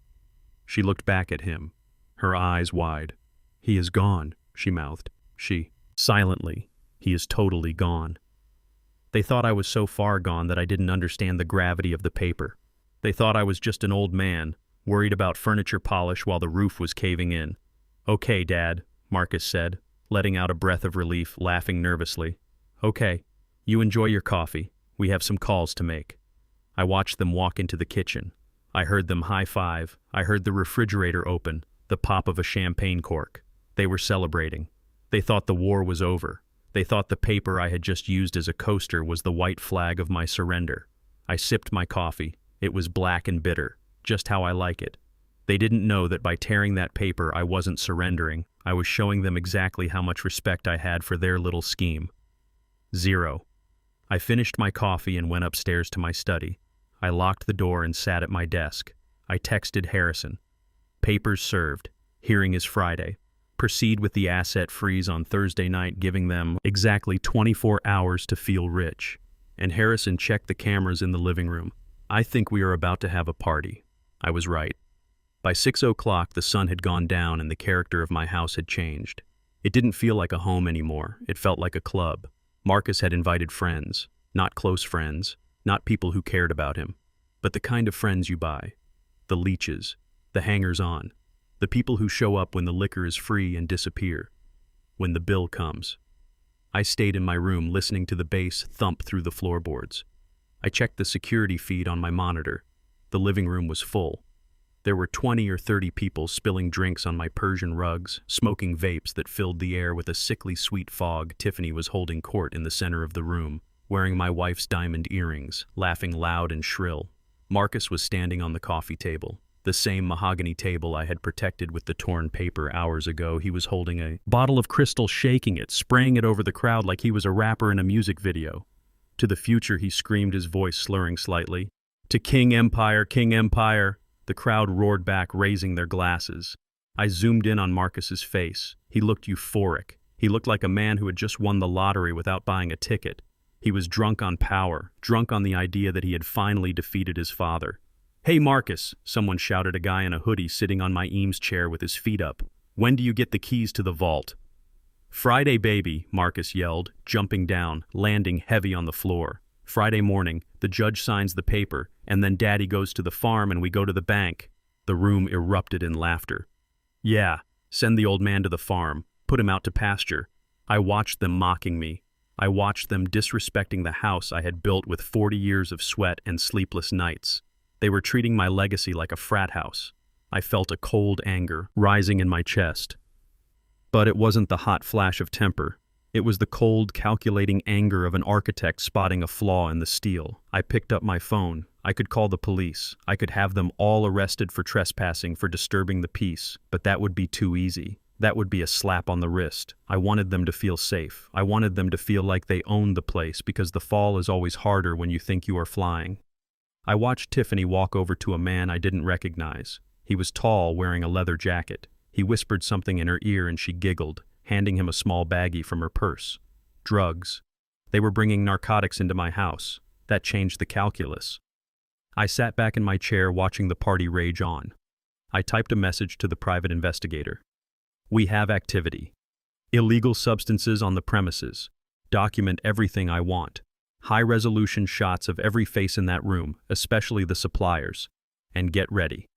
I turned off the monitor, but I kept the audio on. I listened to Marcus bragging about how he tricked me, about how easy it was to sell the car, about how stupid I was. My dad is a dinosaur, he said, laughing over the music. He built skyscrapers, but he can't even use an iPad. He doesn't know what hit him. I looked at the iPad in my hand, the one controlling the entire security grid of the house. I am not a dinosaur. Marcus, I whispered. I am the meteor. I stood up and walked to the window, looking down at the driveway. More cars were pulling up, flashy sports cars, loud engines. It was turning into a block party. Let them have their night, I thought. Let them drink my wine and trash my rugs. Let them think they have won. Because tomorrow the bill comes due, and tomorrow I show them that the dinosaur still has teeth. I went to my closet and pulled out a suit, a black suit, the one I wore to funerals. I hung it on the door. Friday is coming. Marcus, I said to the empty room, and you are going to be dressed for your own burial. The bass was not just a sound, it was a physical assault. It vibrated through the floorboards of my study, traveling up through the soles of my feet and rattling the antique lamp on my desk. It was 11:30 at night and my home. My sanctuary had been transformed into a nightclub for the unemployed and the ungrateful. I could smell it from upstairs, a sickly sweet mixture of vape smoke, spilled alcohol, and expensive perfume, masking the scent of desperation. I stood up from my leather chair, smoothing the front of my cardigan. I did not need a cane to walk. I was strong. I hiked 3 miles a day when I was in Switzerland, but tonight I needed the cane. It was my prop, my shield, and my weapon. I gripped the mahogany handle, feeling the familiar smooth wood against my palm. It is time to make an appearance, I whispered to the empty room. I opened the door, and the noise hit me like a physical wave. The lyrics of a rap song about money and violence filled the hallway, mocking the elegance of the architecture I had designed. I walked to the top of the stairs and looked down. The living room was unrecognizable. There were at least 50 people down there, strangers who had never been invited into my home. They were sitting on my Italian leather sofas with their shoes on. They were using my crystal coasters as ashtrays. They were dancing on the Persian rug that my wife and I had bought in Istanbul 30 years ago, and in the center of it all was Marcus. He was standing on the coffee table, a bottle of my best champagne in one hand, shouting something unintelligible over the music. He looked sweaty, manic, and drunk on power. Tiffany was next to him, laughing, her head thrown back, playing the role of the benevolent queen of the castle. She was pointing at things, telling people to take what they wanted, treating my possessions like party favors. I took a deep breath and began my descent. Step by step, slow and deliberate, I moved down the floating staircase. I kept my face blank, a mask of confusion and frailty. I was the ghost at the feast, the old man who had wandered out of his room past his bedtime. No one noticed me at first. They were too busy consuming my liquor and destroying my peace. But as I reached the bottom landing, a hush started to spread. It rippled outward from the stairs as people saw me standing there watching them. Marcus turned around, nearly losing his balance on the table. "Dad," he shouted over the music, his eyes glassy.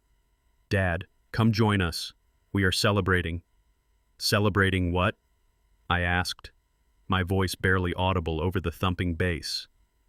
"The future," Marcus yelled, raising the bottle. "To the future." I didn't answer. I walked past him, heading for the kitchen. I moved slowly, shuffling my feet, letting the cane tap rhythmically against the marble floor. Tap, tap, tap. I reached the kitchen island, intending to pour myself a glass of water, just to have something to do with my hands. A young man was leaning against the counter. He was wearing a hoodie with a designer logo on it and a gold chain that looked fake. He was holding a red Solo cup, and he looked at me with a sneer. This was Jax Marcus's best friend since high school. A man who had never held a job for more than 3 months, but always had a new business idea that required $5,000 of someone else's money. "Well, look who is up past his bedtime," Jax said, loud enough for the kitchen to hear. The crypt keeper himself. A few people laughed. Uncomfortable, nervous laughter. I poured water from the pitcher, my hand trembling slightly on purpose.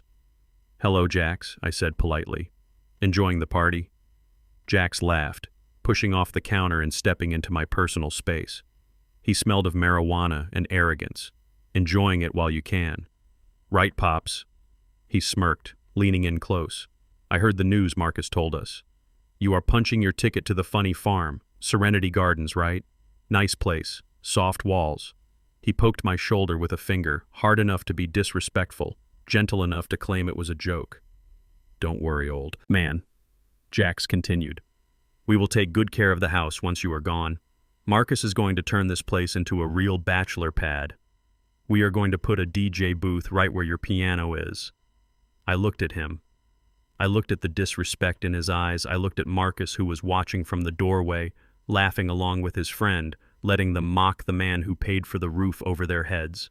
I took a sip of water, letting the cool liquid calm the fire in my throat. "A DJ booth," I said softly. "That sounds very lively." I turned away from Jax, dismissing him. I walked toward the wall near the refrigerator where the smart home control panel was mounted. It looked like a simple thermostat, a sleek black screen that controlled the temperature. But I designed this system myself. It controlled everything. The lights, the locks, the shutters, the alarm. I stood in front of the panel, blocking it with my body. Marcus shouted from the living room, "Hey, Dad, leave the AC alone. We like it cold in here." I looked at Marcus across the room. I saw the entitlement. I saw the waste. "I am not touching the AC, son," I said. I pressed my thumb against the biometric scanner on the side of the panel. The screen flashed green, acknowledging my print, acknowledging the master of the house. Then I tapped the icon labeled Security Protocol Alpha. It was a setting I had programmed years ago, intended for a home invasion. It was designed to lock down the house trap, the intruders, and alert the authorities. I pressed Activate. The reaction was instantaneous. Bam, bam, bam. Heavy steel security shutters slammed down over the floor-to-ceiling windows, cutting off the view of the garden, sealing the house like a vault. The sound was deafening, like gunshots echoing in the large room. The music cut out abruptly, killed by the system. Then the lights changed. The warm, ambient lighting vanished, replaced by harsh, pulsing red emergency strobes. The room was bathed in a blood-red glow, flashing rhythmically, disorienting everyone. Whoop! Whoop! Whoop! The sirens started. It was a 120 decibel alarm designed to shatter eardrums and induce panic. It screamed through the house, bouncing off the marble floors. Pandemonium erupted. The guests screamed, dropping their drinks, shattering glass everywhere. They ran for the doors, but the electronic locks had engaged. The front door was sealed. The back door was sealed. The windows were covered in steel. They were trapped. Marcus jumped off the table, slipping on spilled champagne, crashing to the floor. He scrambled up, looking around wildly. "Dad," he screamed, covering his ears. "Dad, what did you do? Turn it off. Turn it off." I stood by the panel, calm in the chaos. The red light washed over my face, making me look like a demon in a cardigan. I shouted over the siren, acting panicked, pressing random buttons. I don't know what happened. I tried to turn up the heat and it just went crazy. "It is broken, Marcus. It is broken." People were pounding on the windows, screaming to be let out. Jax was running in circles, clutching his red cup, looking for an exit that didn't exist. Tiffany was huddled on the sofa, crying her hands over her head. Then came the second phase of the protocol. A robotic voice boomed over the intercom system. "Police dispatch notified. Authorities are en route. Remain calm and stay where you are. The police were coming." The panic in the room shifted from fear of the noise to fear of the law. I saw Jax's eyes go wide. He reached into his pocket and pulled out a large plastic bag filled with white powder. He looked for a place to hide it.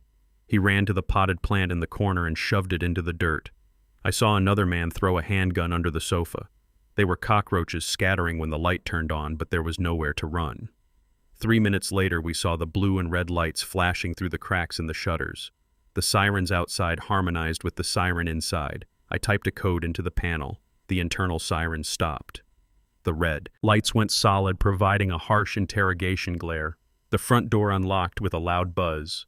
"Police, everyone on the ground." 6 officers in tactical gear burst through the door, weapons drawn. They didn't see a party. They saw a house in lockdown full of frantic people and the smell of drugs. "Get down. Now." Marcus tried to stand up, raising his hands. "Officer, wait," he shouted.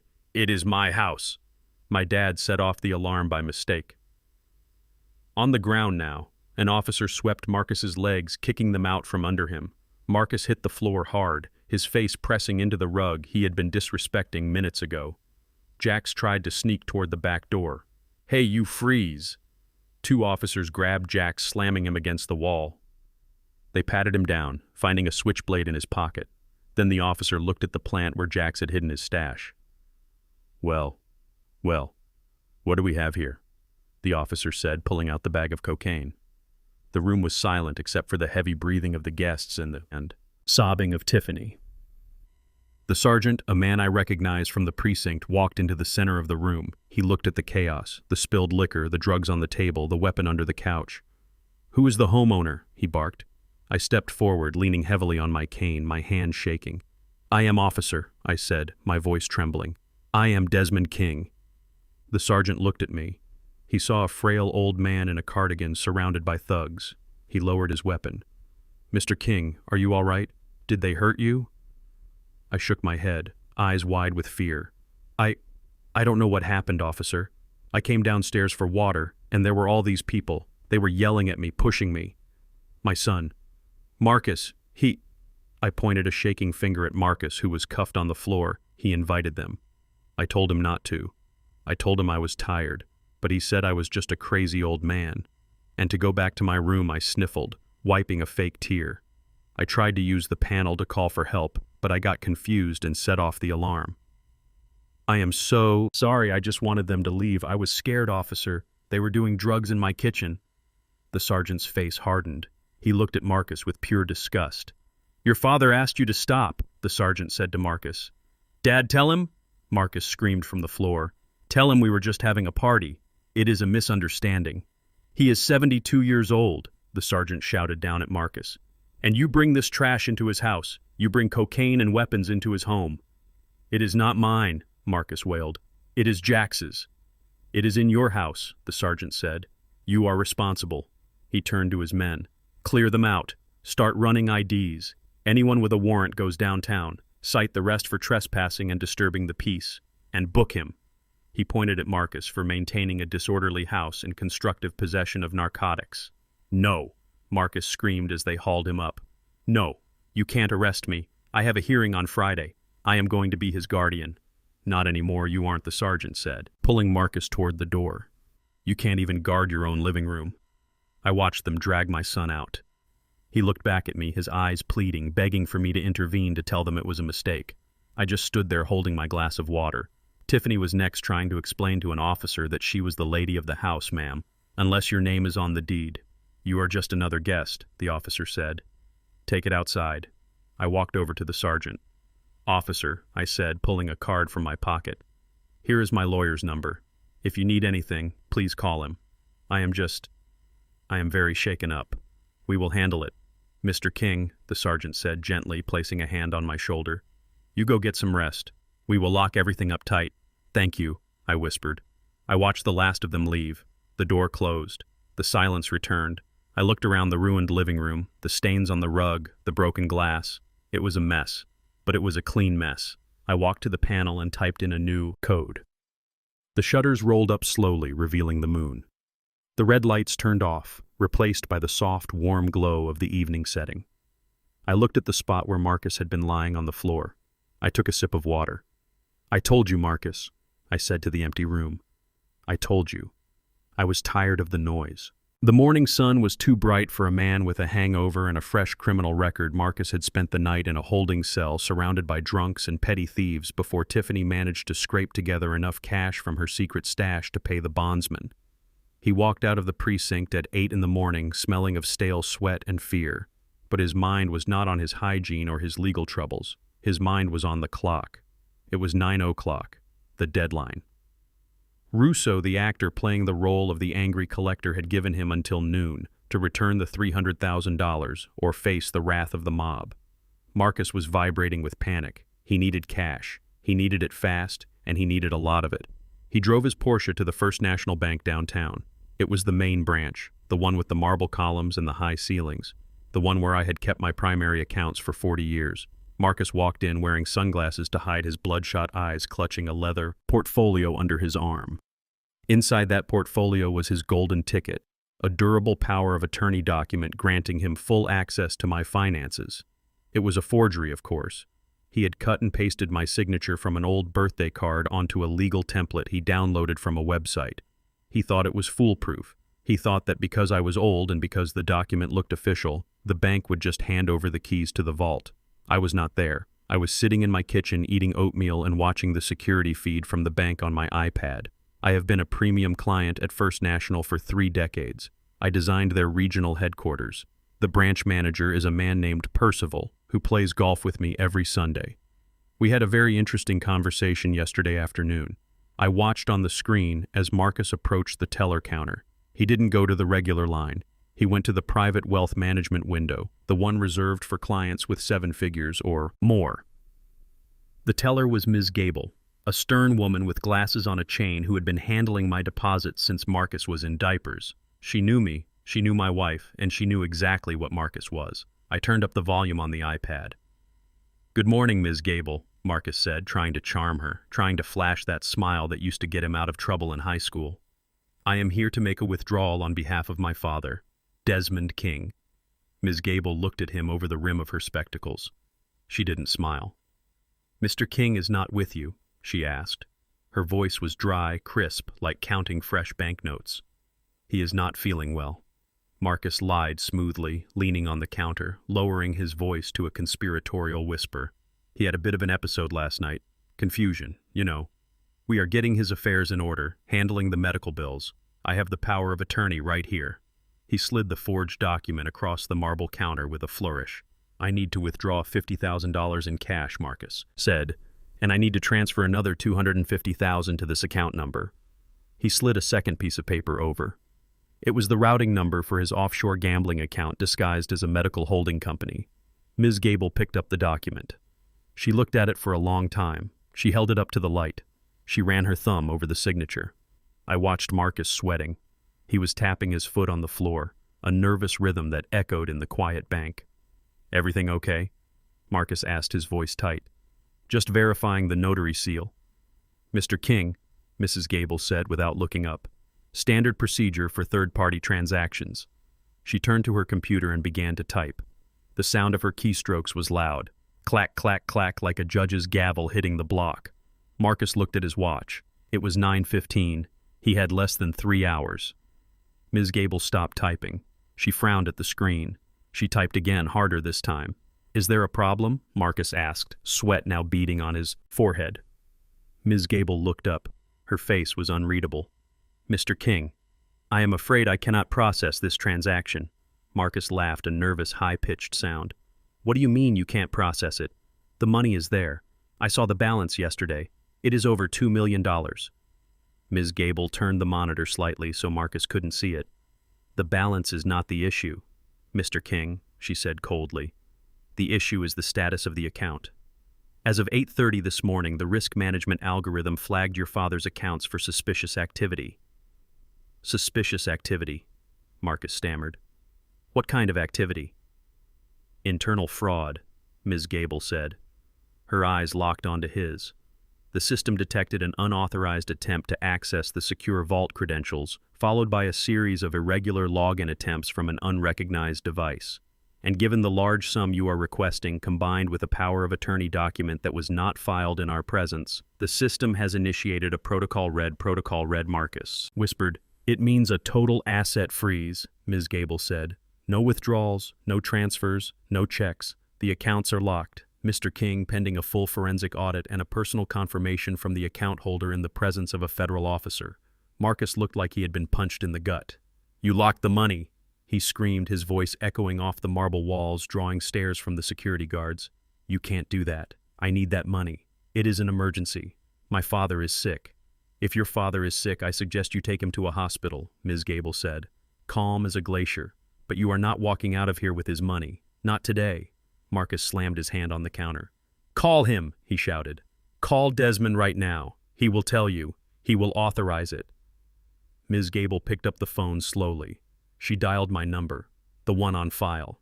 I watched my phone ring on the kitchen table beside my oatmeal. It buzzed angrily, vibrating against the wood.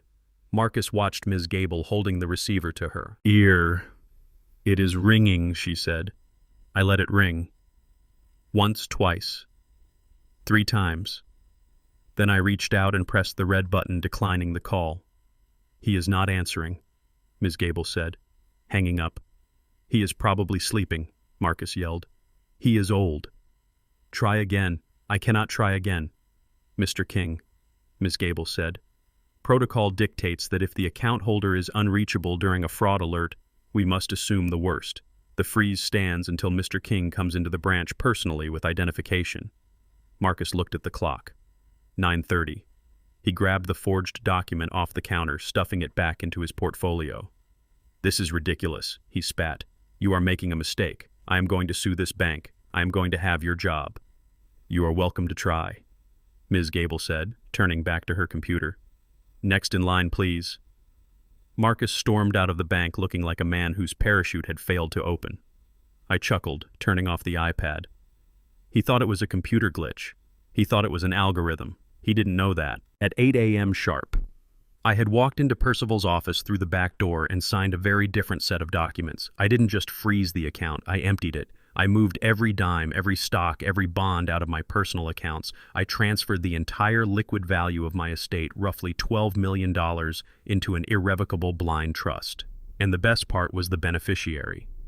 Marcus thought I was senile. He thought I was losing my mind. So I decided to do something that a crazy old man might actually do. I named the trust the Barclay Foundation. It was a charitable trust dedicated to the care and feeding of stray dogs in the greater Chicago area. Technically, I was the trustee, so I still controlled the money, but legally, the assets belonged to the dogs. If Marcus wanted to get his hands on my wealth, he would have to sue a shelter full of golden retrievers. And good luck explaining that to a jury. I finished my oatmeal and walked into the living room. I turned on the television, to a cartoon channel watching a coyote chase a roadrunner. It felt appropriate. 20 minutes later, the front door burst open. Marcus ran in, his sunglasses gone, his tie, crooked, his face a mask of pure panic. He looked wild, desperate, the kind of desperate that makes men dangerous. "Dad!" he screamed, running into the living room. "Dad, where is the money?" I looked up from the TV, blinking slowly. acting surprised, Marcus. I said. You are back early. Did you have fun at the bank? Fun! Marcus yelled. He was pacing back and forth, pulling at his hair. They froze it, Dad. They said it was fraud. They said the account is locked. I need you to call them right now. You have to call them and tell them to release the funds. I looked at him confused. Release what funds? Marcus. The money. Marcus shrieked. The millions. The liquid cash. I need 50,000 right now, or I am dead. Dad. Do you understand? Dead. I shook my head sadly. Oh, Marcus, I said, sighing deeply. I tried to tell you. Tell me what I tried to tell you last night. But you were having your party, I said, looking at the remote control in my hand as if it were a complex alien device I tried to log in this morning to buy some new slippers on the internet. And Marcus asked, breathless. And I couldn't get in, I said. I shrugged innocently. I think I forgot the password. Marcus stopped pacing. He stared at me. You forgot the password, he whispered. Yes, I said. It was something complicated. Your mother's birthday, maybe? Or was it the name of my first dog? I tried to guess it a few times, but then the screen turned red and said something about a protocol. You locked yourself out, Marcus screamed. You locked us out. You triggered the fraud alert because you can't remember a 4-digit PIN, I suppose so. I said, looking back at the TV, watching the coyote fall off a cliff. It is very confusing technology these days. Marcus fell to his knees on the rug. He put his head in his hands. Do you know the recovery questions, he asked. His voice muffled by his palms, I thought. For a moment I think one of them was, what is your favorite city, I said. And what did you answer? Marcus asked, looking up, hope flickering in his eyes. I don't remember. I said, I like so many cities. Paris is nice. London has good bridges. Chicago is my home. I think I might have typed Honolulu, but I am not sure. Marcus let out a sound that was half sob, half scream. We are ruined, he moaned. We are absolutely ruined. Russo is going to kill me. The lawyer won't take the case without a retainer. The house is going to be seized. He looked at me with hatred, pure, unadulterated hatred. You useless old man, he hissed. You and your senile brain. You just destroyed everything. I looked at him. I looked at the son I had raised, the son who was currently wishing I was dead so he could have the password. I am sorry, Marcus, I said, my voice flat, devoid of apology. I guess you will have to find another way to pay your debts. Maybe you can get a job. A job? Marcus laughed, a hysterical broken sound. I need 303. Grand by noon, Dad. I can't get that flipping burgers. Then I suggest you start running, I said. Turning the volume up on the cartoon, Marcus stood up. He looked at the TV, then at me. He realized there was no money coming from me. There was no bailout. There was no safety net. He turned and ran out of the house, slamming the door so hard the windows rattled. I watched him go. I picked up my phone and opened the banking app, the one that was linked to the new trust account, balance, $12,400,000. I transferred $500 to the local animal shelter with a note purely for my own amusement. For the dogs, I typed. I looked at the TV. The coyote had just been crushed by a falling anvil. I took a sip of my tea. Beep, beep, I whispered. The doorbell did not ring. It screamed. It was held down by a heavy, impatient thumb continuously buzzing like a flatline on a heart monitor echoing through the foyer of the house I built. It was 12 o'clock exactly, the deadline. I was sitting in the library, the door cracked open just an inch. Sipping my tea and waiting for the second act of my play to begin, I heard the heavy footsteps on the porch, the pounding of a fist against the solid oak door. It sounded like the police or the mob, or perhaps simply the inevitable consequences of a life lived without honor. Finally coming to collect Marcus was in the living room, pacing, wearing a path into my Persian rug. He looked like a man on the edge of a breakdown. His hair was disheveled, his shirt untucked, and he was sweating profusely despite the air conditioning, humming at 68 degrees. Tiffany was sitting on the sofa, filing her nails, pretending to be bored, pretending that the world was not collapsing around them. Open the door, Marcus, whispered his voice high and thin with terror. He is here. Russo is here. He looked at Tiffany, begging her to move. You open it, Tiffany snapped, not looking up. It is your mess, Marcus. The pounding got louder. "I will kick it down," a voice roared from outside, deep and gravelly. "I know you are in there, Marcus. Open up or I am calling the feds." Marcus flinched as if he had been struck. He ran to the door, his hands shaking so badly he fumbled with the lock, dropping the deadbolt with a loud clack. He pulled the door open and Silas stepped inside. Silas was the actor I had hired, a man who usually played Shakespeare in the park, but today he was playing the role of a lifetime. He was Russo, the aggrieved private collector. He was wearing a black leather jacket that creaked when he moved, and his face was set in a mask of pure, unadulterated rage. He looked big. He looked mean. And most importantly, he looked like a man who would break your legs for a parking violation. "Where is my money, Marcus?" Silas shouted, stepping into the foyer, forcing Marcus to stumble backward. Marcus held up his hands, palms out, a universal gesture of surrender. "Mr. Russo, please listen. I can explain." Marcus stammered, backing away until he hit the hallway table, knocking over a vase. "Explain," Silas barked, throwing a thick envelope onto the floor at Marcus's feet. It landed with a heavy thud. "Explain this." Marcus looked at the envelope. "I took that to a mechanic this morning." Silas yelled, his voice booming off the vaulted ceiling. "I had him check the VIN. I had him check the engine block casting numbers. You know what he told me? He told me that car is a fake. He told me it is a Mustang GT with a body kit glued onto it. It is a replica. Marcus, a $40,000 toy that you sold me for 300 grand. Marcus went pale. His skin turned the color of old ash. I didn't know." Marcus lied, his eyes darting around the room, looking for an exit, looking for a miracle. "My father said it was real. He told me it was the Shelby don't." "You blame your father!" Silas shouted, stepping closer, towering over my son. "You signed the title. Marcus, you took the cash. That is fraud. That is grand larceny. That is selling counterfeit goods across state lines. Do you know what the sentence is for that in this state? 10 years, Marcus. 10 years in federal prison, rubbing shoulders with murderers and rapists. 10 years. Marcus squeaked his knees, giving out. He collapsed onto the bottom step of the staircase, clutching the banister like a lifeline. "Please, Mr. Russo, I swear I didn't mean to scam you. I spent the money. I don't have it right now, but I can get it. Give me a week. Just 1 week. I gave you until noon," Silas said, checking his heavy gold watch. "It is 12:01. The time for talking is over. I am calling the police. I am pressing charges, and I am going to sue you for every dime you have, every dime your wife has, and every dime your daddy has." He pulled out his phone, his thumb hovering over the screen. "No!" Marcus screamed, scrambling across the floor on his hands and knees, grabbing Silas's leg. "No, please don't call the cops. My life is over if you call them. I have a record. They will bury me, then pay me." Silas kicked his leg free. "Pay me my money plus interest for the insult, or you go to jail right now." Marcus turned to Tiffany. She was standing by the sofa watching the scene with wide eyes, clutching her purse. "Tiff," Marcus begged, crawling toward her. "Tiff, help me. Give him the jewelry. Give him the cash from the safe. The emergency fund. Please, Tiff. He is going to send me to prison." Tiffany looked at Marcus, groveling on the floor. She looked at Silas, who was radiating danger. She looked at her manicured nails.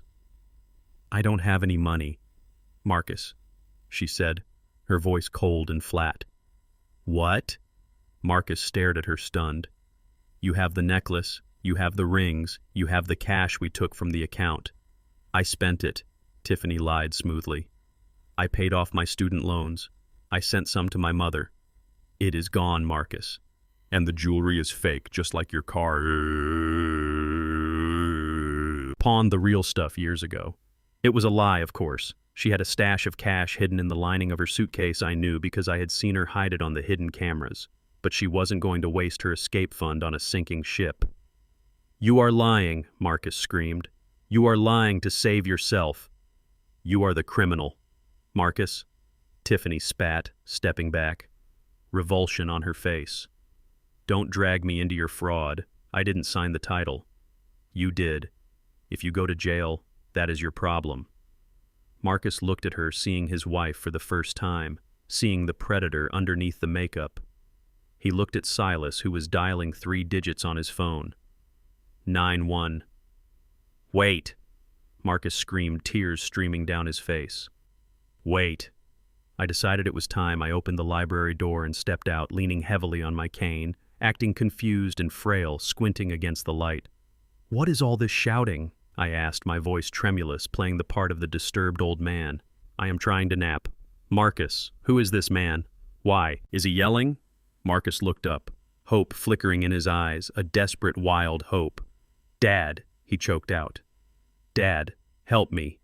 This is Mr. Russo, the man I sold the car to. He says it is a fake, Dad. He says you tricked me. I looked at Silas. He stopped dialing, holding the phone up like a weapon. You are Desmond King? Silas asked, his voice lowering slightly, showing a mock respect for the elder I am, I said, shuffling forward. I built this house. Who are you, sir? I am the man your son swindled, Silas said. He sold me a kit car for the price of a classic, and now he says he spent the money. If I don't get $300,000 right now, I am sending him to prison. I looked at Marcus. He was sobbing openly now, a grown man reduced to a puddle of fear. Is this true? Marcus, I asked softly. You spent the money. Yes, Dad. I am sorry. I spent it all. Please help me. He is going to call the police. I sighed, a deep rattling sigh, leaning on my cane with both hands, looking like the weight of the world was on my shoulders. I cannot let my son go to prison, I said quietly. It would break his mother's heart if she were alive. I looked at Silas. Sir, if I settle this debt, will you leave my house? Will you agree not to press charges? Silas looked at me, assessing the situation, playing the greedy shark. If you pay me the full amount right now, cash or certified check, I will walk away, but I want it now. I nodded slowly. I don't have cash, I said, patting my pockets, but I can authorize a transfer form, my emergency account.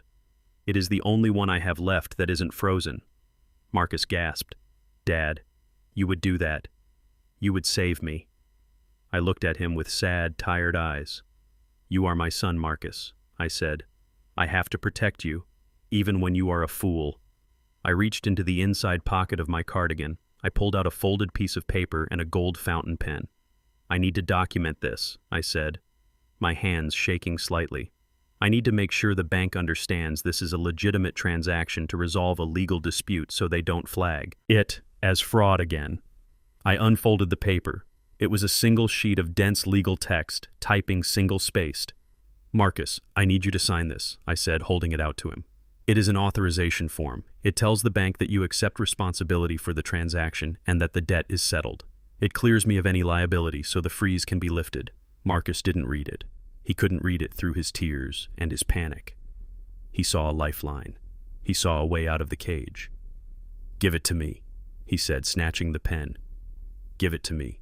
I will sign anything. He didn't look at the header, which read, Sworn Affidavit of Confession. He didn't read the first paragraph, which stated, I, Marcus King, hereby confess to the theft of property belonging to Desmond King, specifically. 1. 1967, Shelby, replica. He didn't read the second paragraph, which stated, I admit to selling said property under false pretenses, committing fraud against the buyer. He didn't read the final clause, which stated, I waive all rights to inheritance and accept full legal responsibility for my actions. He just saw the line at the bottom marked signature. He scribbled his name, Marcus King, pressing so hard the pen tore the paper slightly. There he panted, handing it back to me. It is signed, Dad. Fix it. Please just fix it. I took the paper. I looked at the signature. It was valid. It was witnessed by me, witnessed by Tiffany, and witnessed by the man he had defrauded. I folded the paper carefully, slipping it into my breast pocket, patting it to make sure it was safe. I stood up straighter. My stoop vanished. My hand stopped shaking. I looked at Silas. Mr. Russo, I said, my voice changing, dropping the frailty, becoming the voice of the man who commanded construction crews for 40 years. Yes. Mr. King? Silas asked, confused by the shift. You have your document. The debt is acknowledged. Now get out of my house. Silas blinked, acting surprised at my sudden strength. But the money, he stammered. You said you would authorize the transfer. I said I would resolve the dispute. I said I resolved it. My son has confessed. The matter is now between him and the authorities whenever I choose to call them. But as for you, sir, you are trespassing. I took a step forward, raising my cane, not as a crutch, but as a baton. Leave, I boomed, my voice echoing in the foyer, or I will call the police myself, and I don't think you want to explain why you are shouting at a senior citizen in his own home. Silas looked at Marcus, then at me. He threw his hands up. Fine, he shouted. You are all crazy. Keep the damn car. I don't want the trouble, but if I see him on the street, he is dead meat. Silas turned and stormed out, slamming the front door so hard the glass rattled in the panes. The silence that followed was absolute. Marcus sat on the stairs, hyperventilating, wiping sweat from his face. He looked at me with pure adoration, believing I had just bought his freedom. "Oh my God," he whispered, collapsing back against the steps. "Thank you, Dad. Thank you. You saved me." I thought. Was dead. He looked at Tiffany, who was standing by the couch, pale and shaken. "Did you see that?" Marcus laughed hysterically. "He kicked him out. Dad kicked him out. We are safe, baby. We are safe." I looked at Marcus. I looked at the pen in my hand. I walked over to the mirror in the hallway and adjusted my collar. "You are safe from him, Marcus," I said quietly. "But you just signed your confession." Marcus didn't hear me. He was too busy celebrating his survival. He was too busy hugging Tiffany, who looked like she wanted to vomit. I walked back toward the library. I touched the pocket where the paper lay against my heart. "You are not safe from me, son," I thought. Phase 3 is complete. The rat has entered the cage, and he just locked the door from the inside. The courtroom smelled of floor wax and old lies. It was a smell I knew well from 40 years of zoning hearings and contract disputes, but today the air felt heavier, thick with the humidity of betrayal. I sat at the defendant's table looking like a man who had lost his way. My gray cardigan was buttoned wrong on purpose. My hand gripped the cane with a tremor that I had practiced in the mirror for an hour. The courtroom was packed mostly with people. Marcus and Tiffany had invited friends they wanted to impress with their new status as the guardians of the King estate. They sat in the back row whispering and giggling like they were at a movie premiere waiting for the main character to die. Marcus sat at the plaintiff's table wearing a black suit that looked somber and respectful. He had his head bowed, playing the role of the heartbroken son, forced to do the unthinkable for the love of his father. Tiffany sat behind him, dabbing at dry eyes with a lace handkerchief looking like the picture of supportive grief. The judge was a woman named Honorable Margaret Vance. She had eyes like flint and a reputation for hating wasted time. She looked over her glasses at the assembly and banged her gavel once, a sharp crack that silenced the room. "We are here to hear the petition for emergency conservatorship over the person and estate of Mr. Desmond King, filed by his son, Marcus King. Let us proceed." Marcus's lawyer stood up. He was a man named Mr. Fletcher, a slippery character with a cheap suit and a voice that sounded like gravel crunching under tires. "Your Honor," Fletcher began pacing in front of the bench, "we are here today with heavy hearts. My client, Mr. Marcus King, loves his father dearly, but as the medical evidence will show, Mr. Desmond King is no longer capable of managing his own affairs. He is suffering from rapid onset dementia, paranoia, and reckless financial behavior. He is a danger to himself and his estate." I stared at the table, letting my mouth hang open slightly, watching a fly land. On the wood, I did not swat it. I let Fletcher paint his picture of a senile old man who needed a keeper. "We call Dr. Leonard Stein to the stand," Fletcher announced. The double doors opened and Dr. Stein walked in. He walked with the confidence of a man who thinks he owns the room. He was wearing a fresh suit likely bought with the bribe money Tiffany had given him. He took the stand, placed his hand on the Bible and swore to tell the truth, the whole truth, and nothing but the truth. The lie started before he even sat down. Dr. Stein Fletcher asked, "Can you please state your professional opinion regarding Mr. King's mental state?" Dr. Stein adjusted his glasses, looking at me with a sad clinical detachment.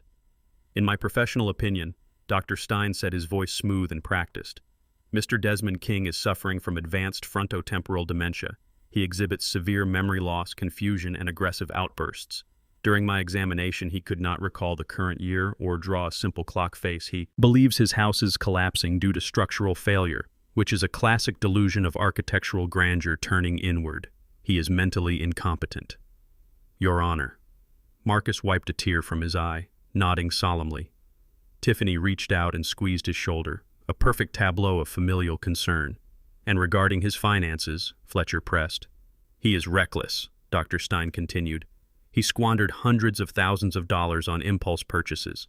He sold a valuable vehicle for a fraction of its worth because he was confused about the currency. He is vulnerable to scams and exploitation. If left unchecked, he will bankrupt himself in a month. The judge made a note, her pen scratching loudly on the paper. She looked at me with pity. Thank you, Dr. Stein, she said. You may step down. The doctor stood up, smoothing his jacket, ready to walk out of there and cash his check. Wait. The word came from beside me. It was Harrison, my lawyer, my friend, and the man who was holding the detonator to the bomb I had built. Harrison stood up, buttoning his jacket. He didn't look like a high-priced shark. He looked like a grandfather, but he had eyes that could cut glass. Your Honor, Harrison said, his voice deep and resonant. Before you make a ruling, the defense would like to present a rebuttal. We have some digital evidence that we believe sheds a different light on the doctor's testimony. Fletcher jumped up. Objection. This is a surprise submission. We haven't seen this evidence. It is rebuttal. Evidence, Counselor Harrison said calmly. Admissible to impeach a witness, and given the gravity of stripping a man of his civil rights, I believe the court should see it. Judge Vance looked at Harrison, then at me. She saw something in my eyes, maybe a flicker of the old architect, maybe just the defiance of a man refusing to go gently. I will allow it, she said. Make it quick.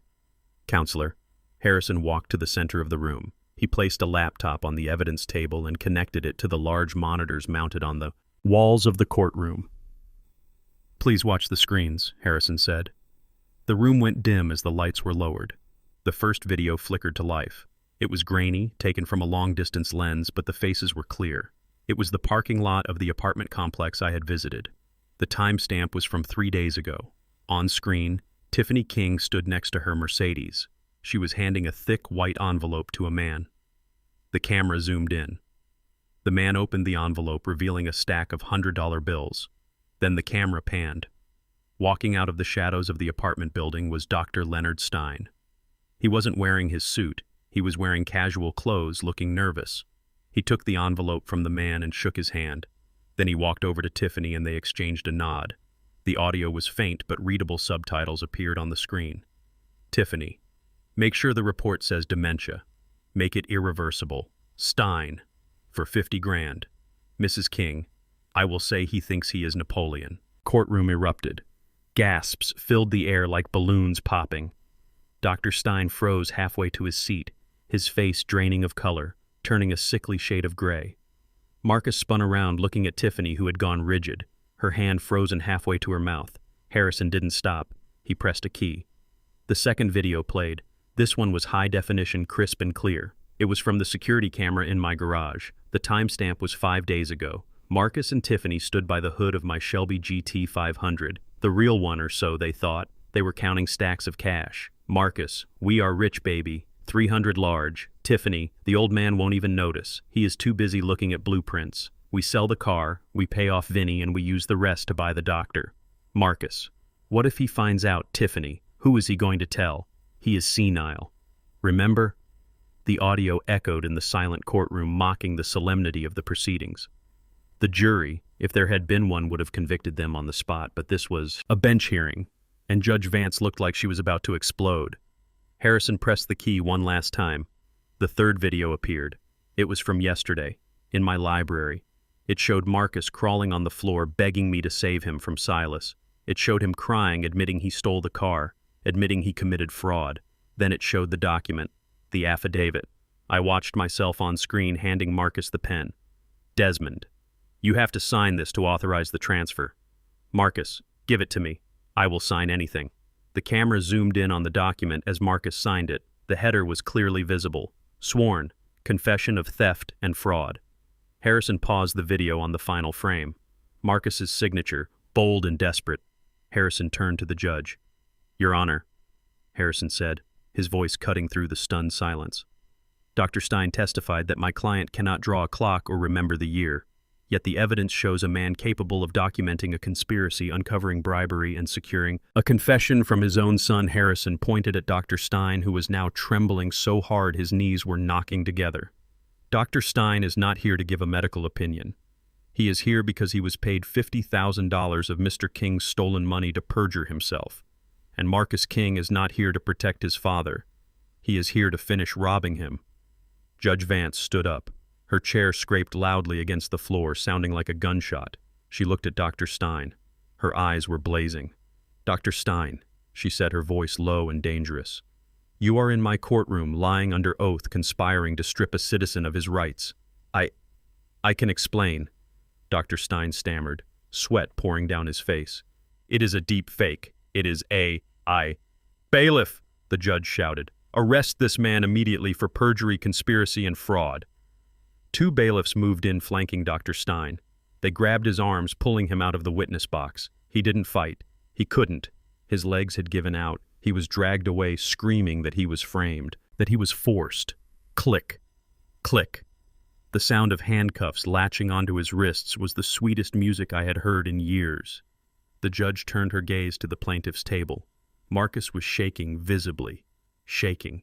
He looked at me, his eyes wide with terror. He realized the game was over. He realized that the old man in the cardigan had been playing him the entire time. Tiffany tried to stand up, trying to sneak toward the exit. "Sit down, Mrs. King," the judge roared, "or I will hold you in contempt." Tiffany collapsed back into her chair, sobbing loudly, covering her face with her hands. Judge Vance looked at Marcus. "Mr. King," the judge said, "you filed this petition claiming your father was incompetent. It seems the only incompetence here is your own. You have wasted the court's time, you have abused the legal system, and you have betrayed your family." She picked up the file. The petition Marcus had signed, and ripped it in half. Petition denied with prejudice. The judge threw the pieces of paper onto the floor. "And Mr. King," she added, "I am referring this matter to the district attorney's office. Based on the video evidence of theft, forgery, and elder abuse, I suggest you do not leave town." She banged the gavel. Case closed. The sound of the gavel was final, absolute. I stood up slowly. I didn't need the cane anymore. I straightened my back, pushing my shoulders down, letting the frailty drop away like a costume. I unbuttoned the cardigan, revealing the sharp tailored shirt underneath. I looked across the aisle at my son. He was staring at the floor, broken, defeated. I looked at Tiffany, who was weeping into her hands, ruining her makeup. Harrison closed the laptop with a snap. "Ready to go, Des?" Harrison asked, smiling. I looked at the judge, who nodded at me with respect. "Yes, Harrison," I said, my voice strong and clear. "Let's go get some lunch. I am starving." I walked out of the courtroom, striding down the center aisle. The people in the gallery parted for me, staring in awe at the architect who had just brought the house down. I didn't look back at Marcus. I didn't need to. I knew exactly where he was going, and it wasn't to a bank. The gavel had banged, but the echo was still bouncing around the mahogany walls of the courtroom. Dr. Stein was being led out in handcuffs, his career in ruins, his future reduced to a series of legal battles he would inevitably lose. The judge was stacking her papers, ready to move on to the next case, ready to dismiss the tragedy of the King family as just another sad story of greed. But I was not done. I stood up again. My lawyer Harrison placed a hand on my arm, signaling that we had won, that we should leave while we were ahead. But I shook him off. I had dismantled the doctor. I had exposed the conspiracy. But there was one loose thread. One final lesson that my son needed to learn before the cell door closed on him.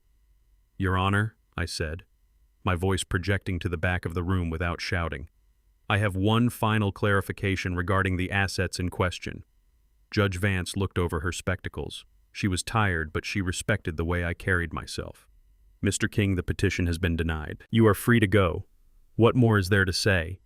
"It concerns the vehicle," I said, walking slowly toward the railing, the 1967 Shelby GT 500 that my son admitted to selling.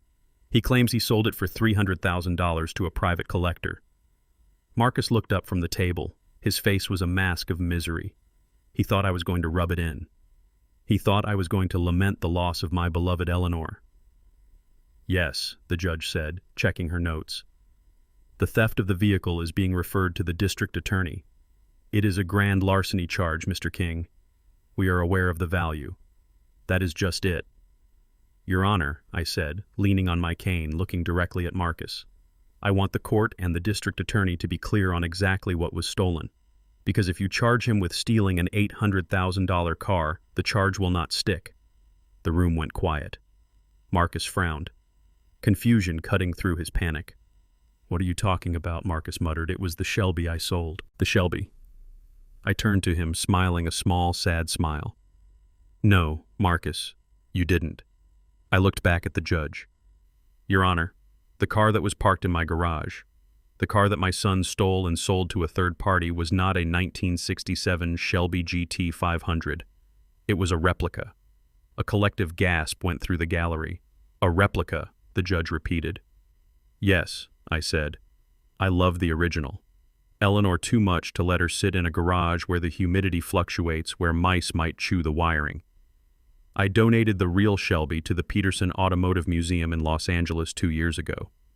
It is currently sitting on a turntable in their main exhibit hall, protected by bulletproof glass and 24-hour security." I paused, letting the information sink in.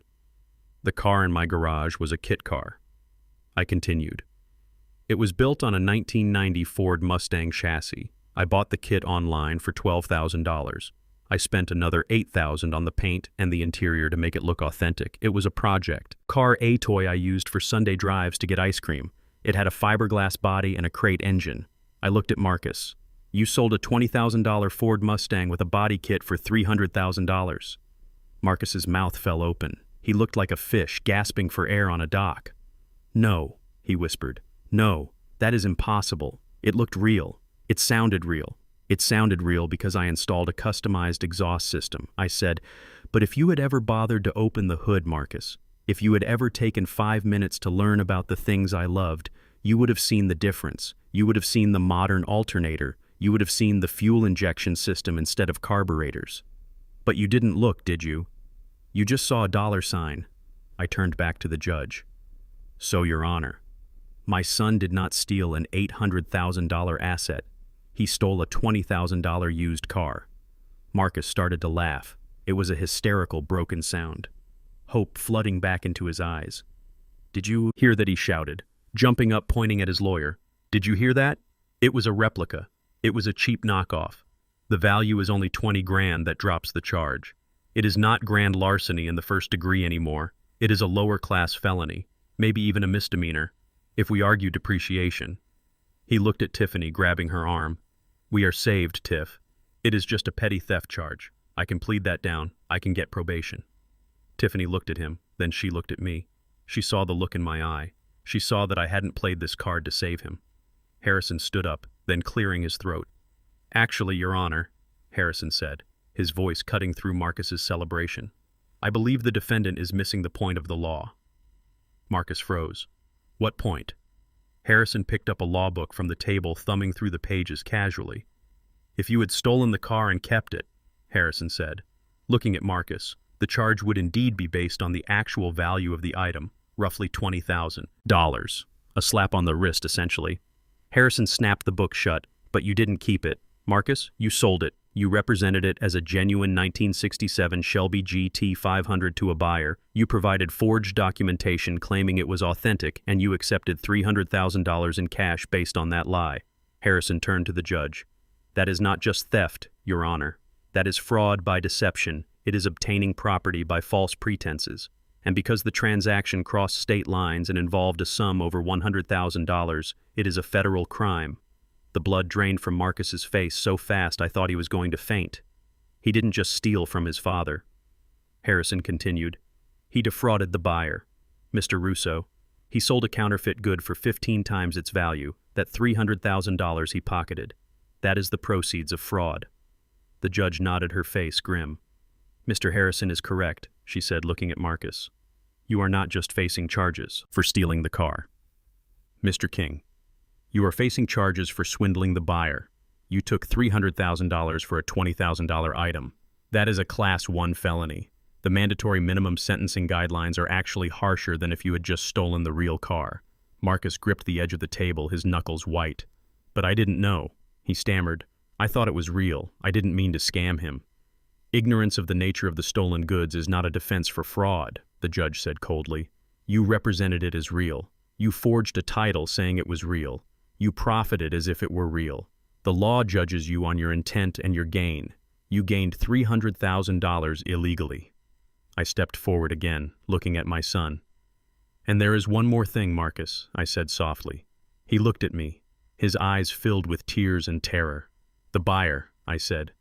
Mr. Russo. He thinks he bought a classic. He thinks he has an $800,000 car in his possession.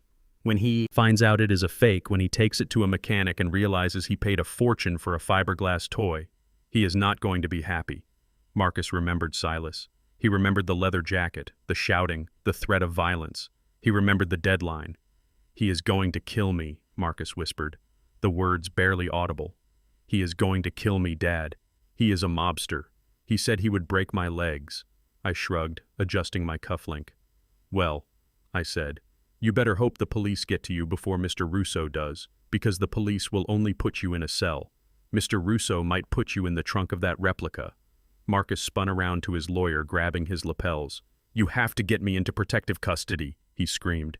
You have to get me arrested. Right now, I want to go to jail. Take me to the precinct. I confess to everything. Just don't let Russo find me.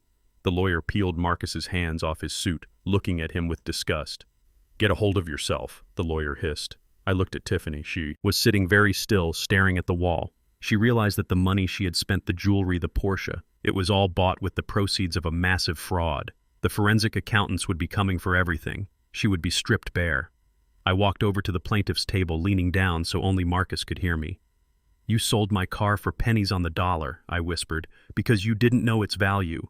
You sold your soul for a lifestyle you didn't earn because you didn't know your own value, and now you are going to pay the full price for both. I straightened up and looked at the judge. Thank you, Your Honor, I said. I believe the district attorney has everything they need now. The judge nodded. Bailiff, take Mr. King into custody. The district attorney is waiting downstairs. 2 officers moved toward Marcus. He didn't fight them. He didn't run. He held his hands out eagerly, wanting the handcuffs, wanting the safety of the steel bracelets. Take me away, he was babbling. Take me away. Before he finds me, I watched them lead him out. He looked small. He looked pathetic. He was a man who had tried to play chess with a grandmaster and didn't even realize the board was rigged. I turned to Harrison. Let's go, I said. Harrison packed up his briefcase, shaking his head. You really donated the real Shelby to a museum? He asked quietly as we walked down the aisle. I smiled, winking at him. No, I said. It is in a storage unit in Arizona. But he doesn't need to know that. Does he? Harrison laughed, a deep rumbling sound. Remind me never to play poker with you, Des. We walked out of the courthouse into the bright, blinding sun. The air tasted sweet. It tasted like justice. But as I stood on the steps watching the police car pull away with my son in the back, I didn't feel happy. I felt a heavy, hollow ache in my chest. I had won the war, but I had lost the peace. I took out my phone and dialed the actor. Silas. It is done, I said into the phone. The rat is in the trap. You can drop the act now. Silas. Copy that, Mr. King. Silas said, his voice cheerful and light, shedding the Russo persona. Good luck with the kid. He is not a kid anymore, I said, hanging up. He is a convict. The courtroom air was thick with the dust of a collapsing empire. My son Marcus was standing by the defense table, his wrists in handcuffs, his face a mask of absolute ruin. He looked like a man who had been stripped of his skin, leaving only the raw nerves exposed.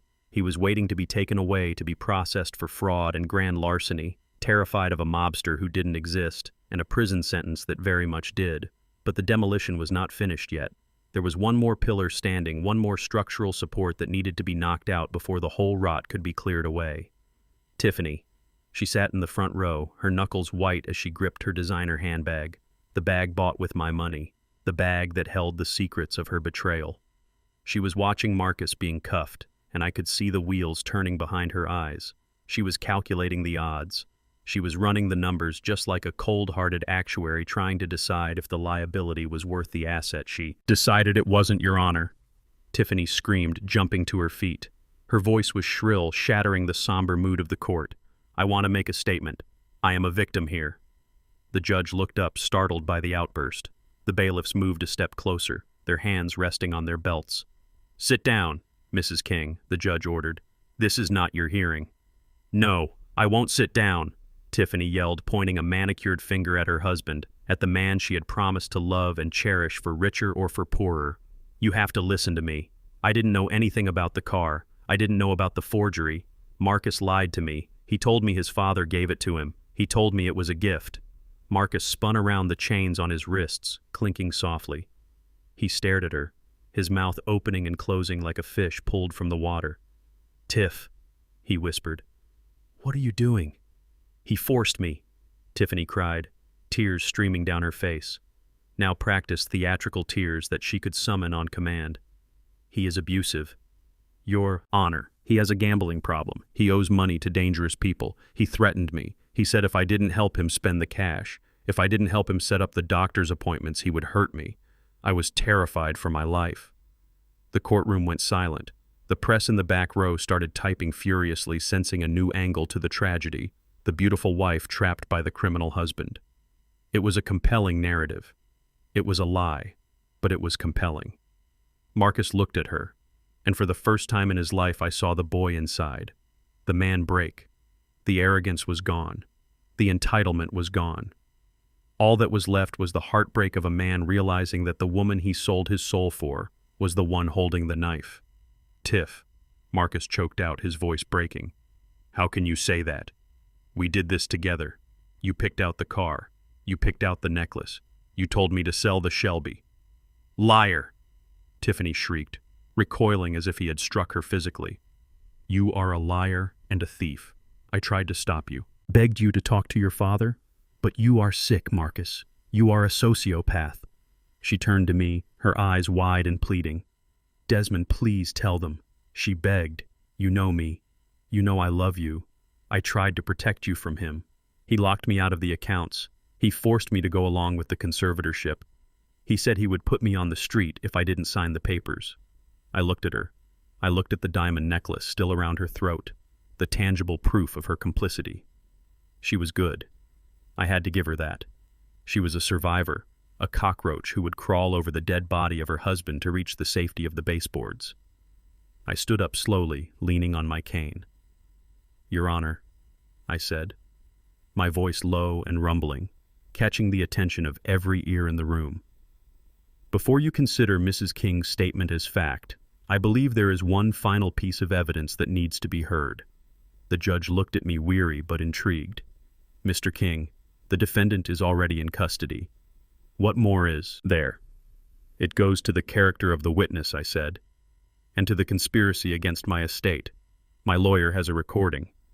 Harrison stepped forward, plugging his phone into the court's audio system. "This was recorded yesterday afternoon," Harrison said calmly. "It was recovered from a cloud server linked to Mrs. King's personal device." Tiffany froze. She stopped crying mid-sob. Her eyes darted to the speakers mounted on the walls. "No," she whispered. "Objection. You can't." Harrison pressed play. The sound of a car engine filled the courtroom, the hum of expensive tires on asphalt, then Tiffany's voice loud and clear, dripping with venom. "He is such a loser, Vinny, I can't stand him anymore." A man's voice answered, rough and deep, the voice of the thug from the parking lot. "So leave him. Tiff, you got the cash, right?" "I got 50 grand from the car sale," Tiffany said. "But that is peanuts, Vinny. The real money is in the house. Once we get the old man committed, Marcus gets power of attorney. Then we sell the estate. We dump Desmond in a state-run facility, let him rot in his own filth, and we take the $5 million. "And Marcus," Vinny asked. Tiffany laughed. It was a cruel, cold sound that echoed off the courtroom walls, sending a chill down the spine of everyone present. "Marcus is the fall guy, baby. Once the house is sold, I am filing for divorce. I will take half the assets and leave him with the debt. He is too stupid to see it coming. He thinks we are moving to Miami together. But I am moving to Miami alone, and you are meeting me there." The recording ended with the sound of a kiss, a wet, sloppy sound of betrayal. The silence in the courtroom was absolute. It was the silence of a vacuum where all the air had been sucked out. Marcus stood there frozen. The color had drained from his face, leaving him gray. He looked like a statue of misery. He looked at the speakers. Then he looked at Tiffany. She wasn't crying anymore. The mask had fallen. She stood there exposed, naked in her greed, staring back at him with a look of pure defiance because she knew there was no point in lying anymore. "You were going to leave me," Marcus whispered, the handcuffs rattling as his hands shook. Tiffany sneered, adjusting her necklace. "Of course I was going to leave you. Look at you." "Marcus, you are a joke. You are a 32-year-old man living on an allowance. You couldn't even sell a fake car, right? You are pathetic." Something snapped inside Marcus. It wasn't a mental snap. It was physical, a release of tension that had been building for years. He roared, a sound of pure primal rage. He lunged.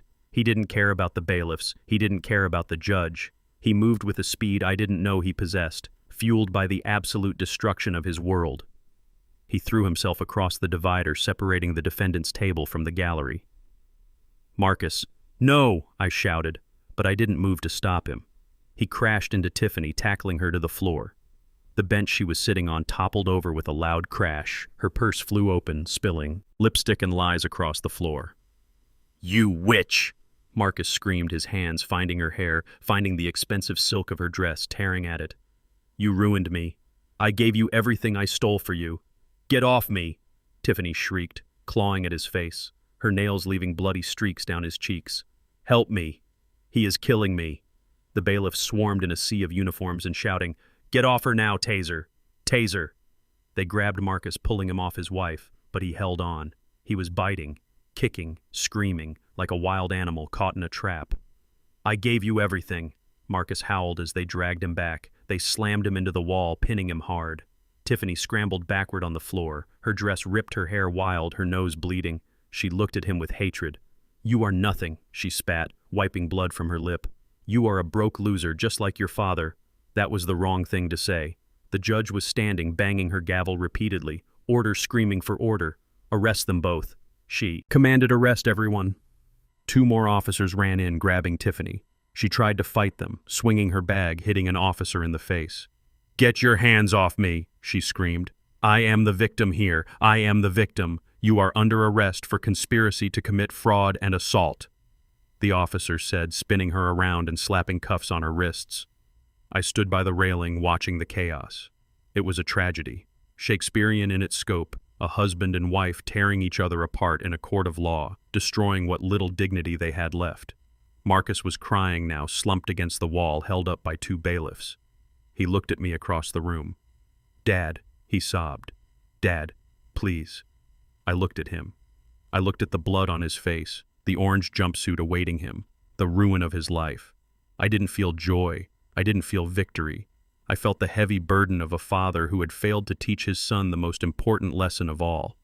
I walked over to him, leaning on my cane. "The officers let me approach Dad," Marcus whispered. "Help me." I reached into my pocket and pulled out a handkerchief, a clean white linen handkerchief monogrammed with my initials. I wiped the blood from his cheek gently. "You chose her, Marcus," I said softly, "but she betrayed me." Marcus wept. "She played me, and you let her," I said. "You let her, because she told you what you wanted to hear. She told you that you deserve the world without working for it." I tucked the handkerchief into his pocket. "She is not the victim's son," I said. "And neither are you." I turned and walked away. "Officers, take them away," the judge ordered. They dragged Marcus out one door and Tiffany out the other. They were screaming at each other, cursing, blaming, promising revenge. I stood alone in the center of the courtroom, the eye of the storm. Harrison walked up to me, closing his briefcase.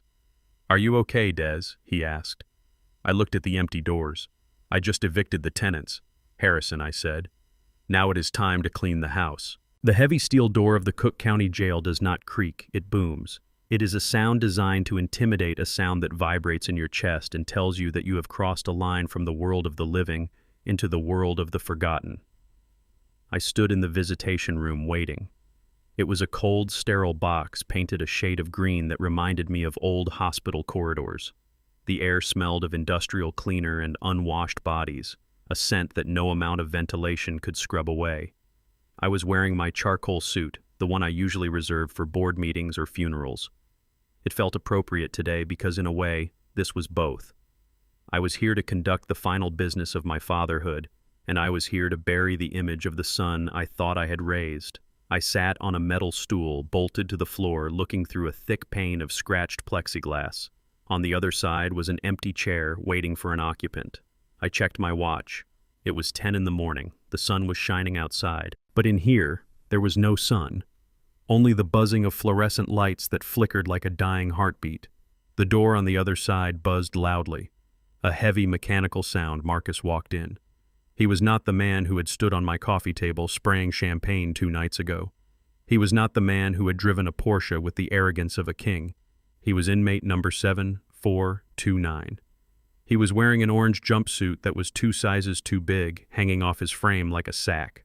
The fabric was coarse and cheap, a far cry from the Italian silk he used to demand. He looked terrible. His head had been shaved, a standard procedure for new intake, stripping away his styled hair, his vanity, his armor. His face was gaunt, his eyes red-rimmed and swollen from crying. He shuffled toward the chair, his ankles shackled, his wrists cuffed in front of him. He looked like a child who had been caught playing dress-up in a nightmare. He sat down, picking up the black phone receiver with trembling hands. Picked up mine.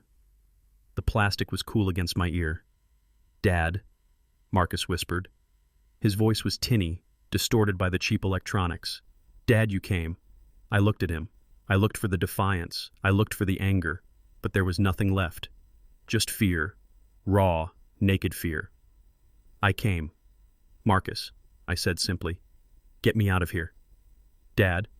Marcus started to cry immediately, tears tracking through the grime on his face.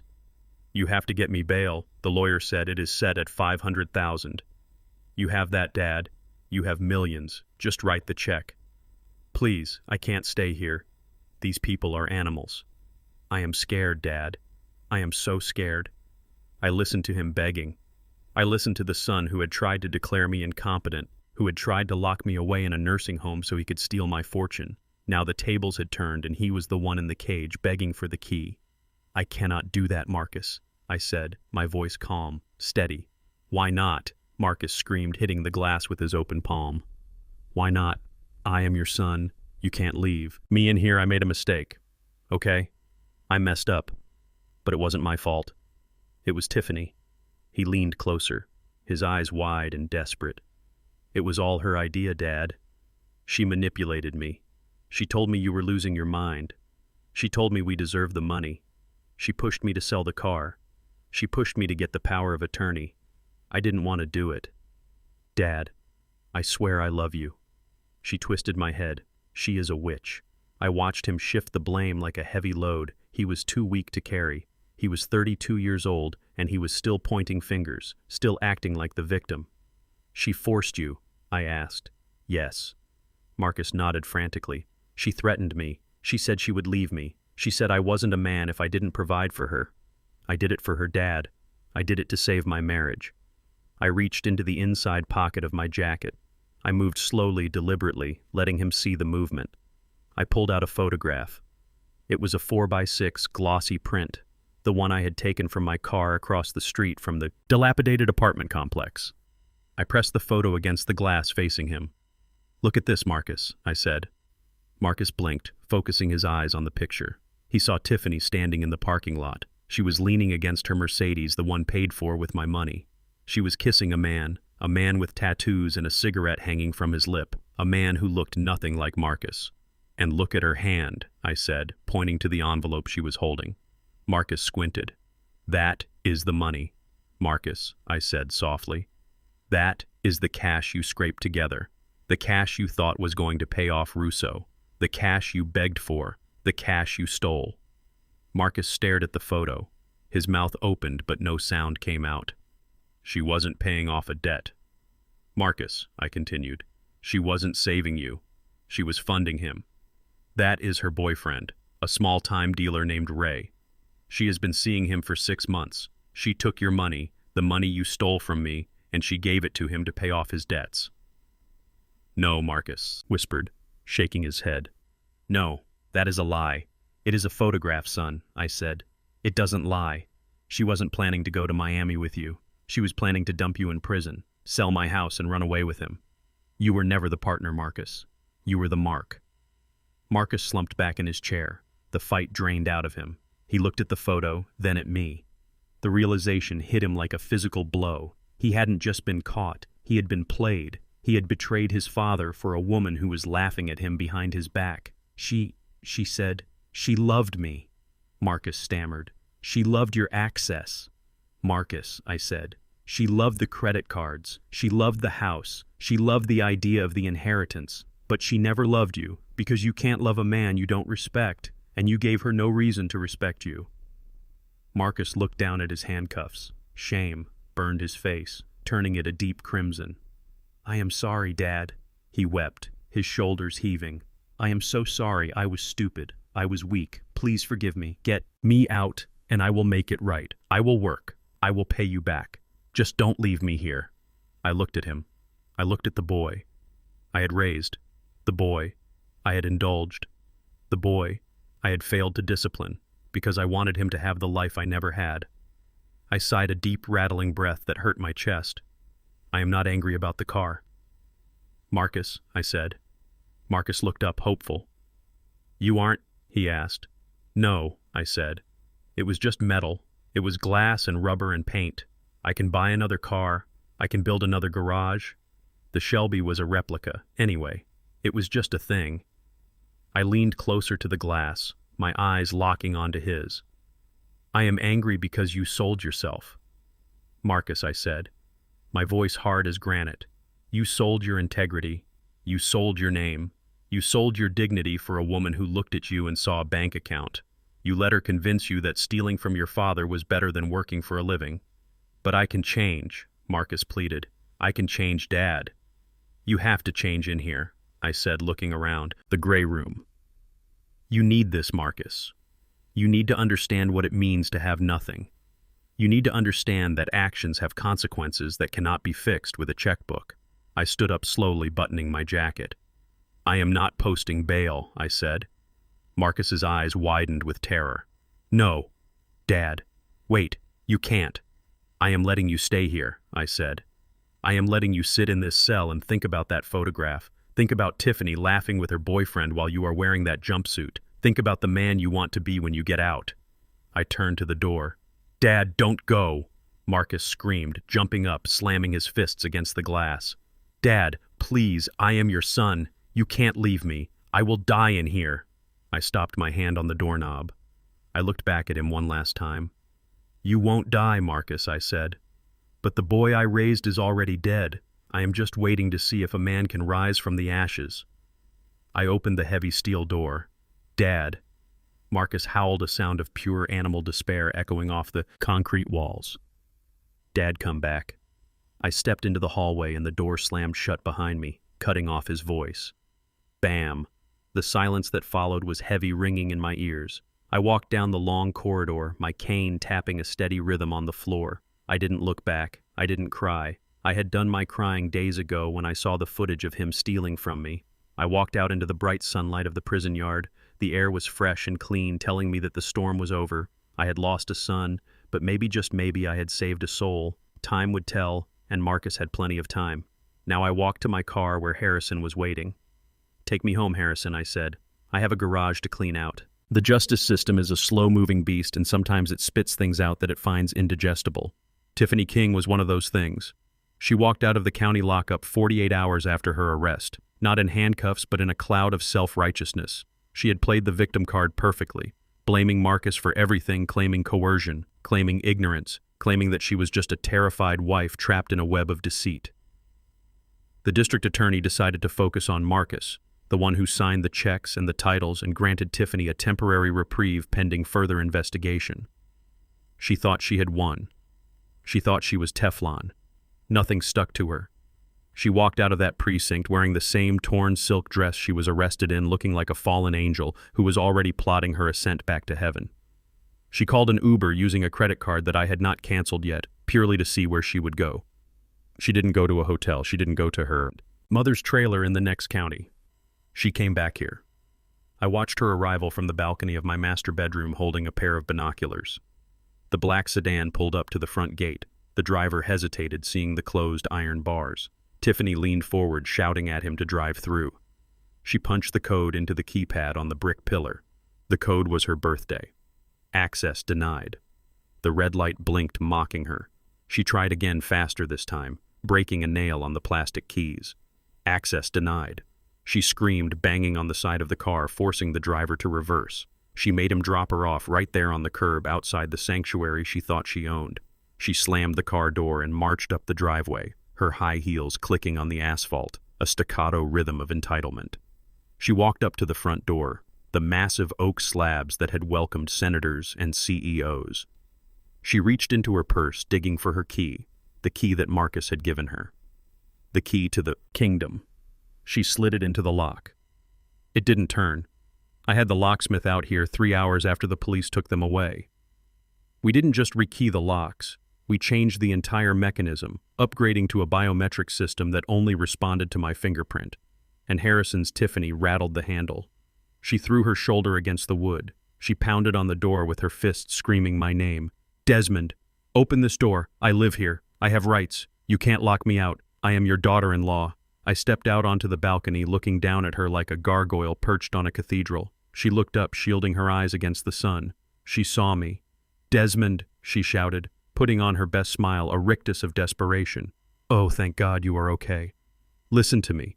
Marcus is crazy. He lied to both of us. I just got out. I need to come in and shower. I need to get my things. We can talk about this. I can explain everything. I looked at her. I looked at the woman who had poisoned my son's mind against me, who had plotted to put me in a home and sell my life's work. She looked small from up here, insignificant. You don't live here, Tiffany, I said, my voice carrying easily in the quiet afternoon air. Yes, I do, she yelled. I have mail sent here. I have residency. You have to let me in, or I will call the police again. I will sue you for illegal eviction.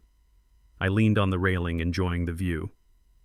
You can try, I said, but I think you will find that the lease agreement Marcus signed was terminated the moment he was arrested for using the property to facilitate a felony. And as for you, you are a guest who has overstayed her welcome by about 3 years.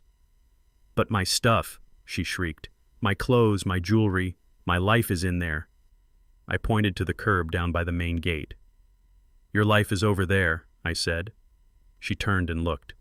Sitting on the grass near the road was a pile. It wasn't luggage. It wasn't the Louis Vuitton set she coveted. It was a mountain of black heavy-duty trash bags tied shut with yellow nylon rope. Next to them were 3 cardboard boxes already soggy from the morning dew. I had the housekeeper pack your things, I said. We were very thorough. We packed everything you bought with your own money before you met Marcus, which I believe amounts to some polyester blends and a pair of knockoff boots. Everything else, everything bought with the King family money stays here. It is evidence in the fraud investigation. Tiffany ran down the driveway, stumbling in her heels.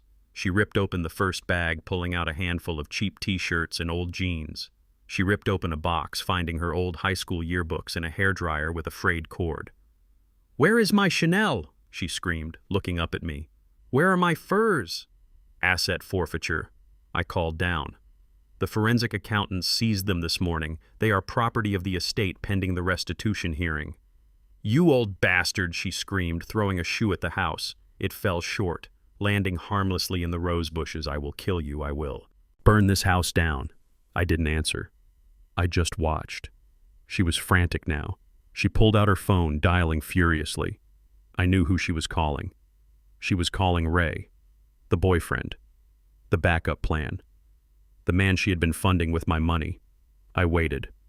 10 minutes later, a car roared up the street. It wasn't a luxury sedan.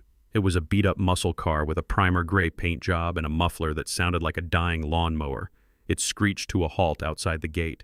Tiffany's face lit up. She grabbed 2 of the trash bags and ran toward the gate, expecting salvation. Ray, she shouted, waving her arms. Ray, baby over here. The window of the car rolled down. Ray sat in the driver's seat wearing sunglasses and a look of absolute boredom. He didn't unlock the doors. He didn't pop the trunk. He just sat there revving the engine. Tiffany reached for the door handle.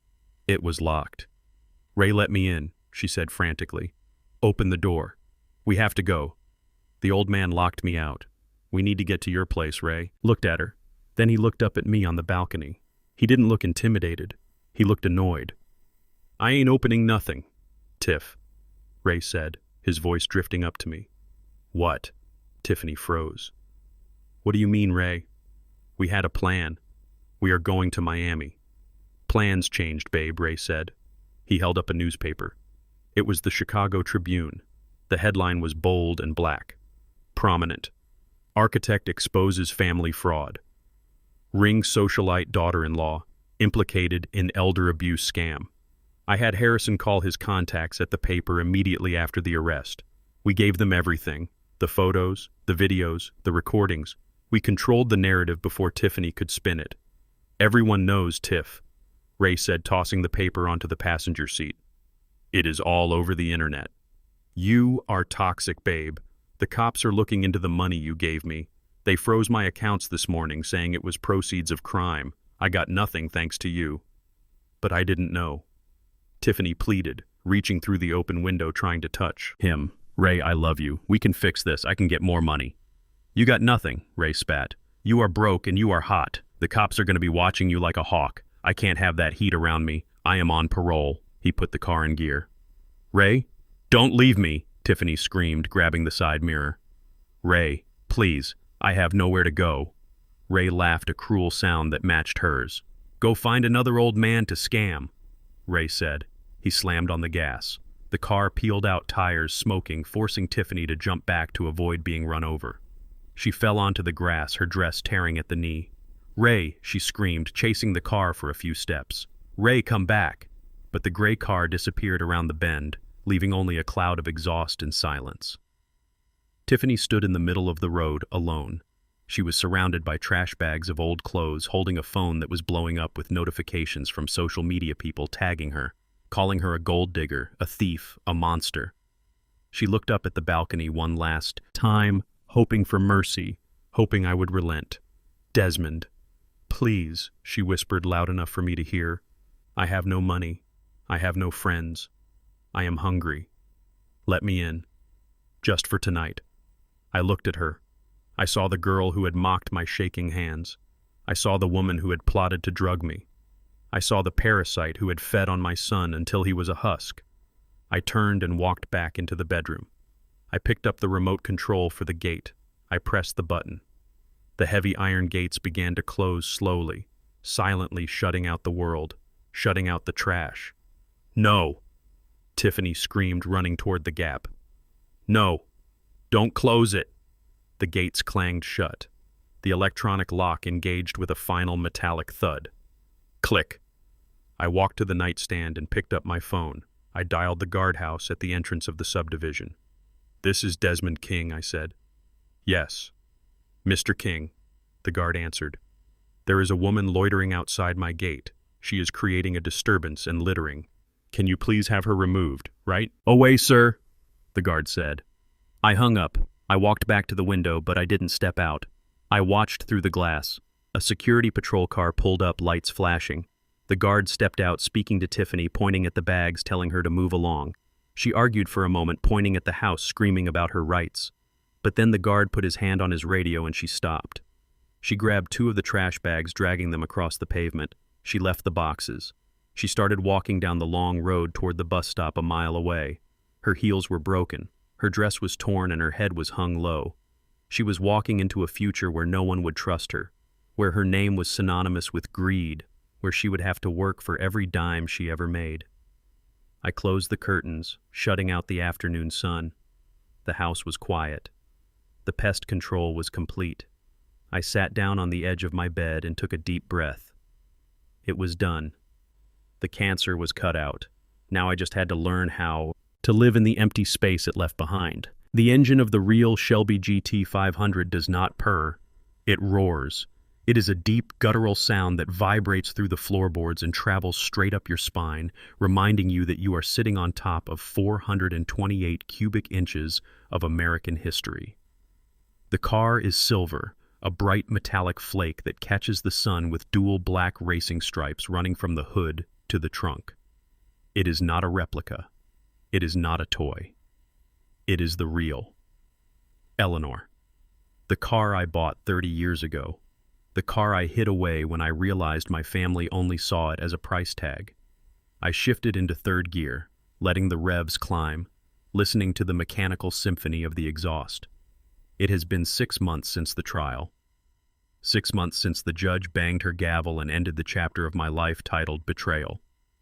Today the air was crisp and clean, smelling of autumn leaves and gasoline. It was a good day to be alive.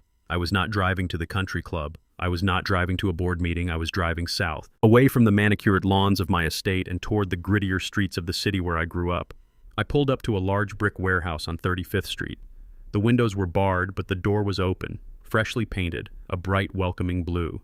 Above the entrance, a modest sign read, "The King Youth Automotive Center." This was my new project. This was where my money was going now. I parked the Shelby in the center of the bay, right on the concrete floor. I turned off the ignition, and the silence that followed was heavy with anticipation. I stepped out, not leaning on a cane.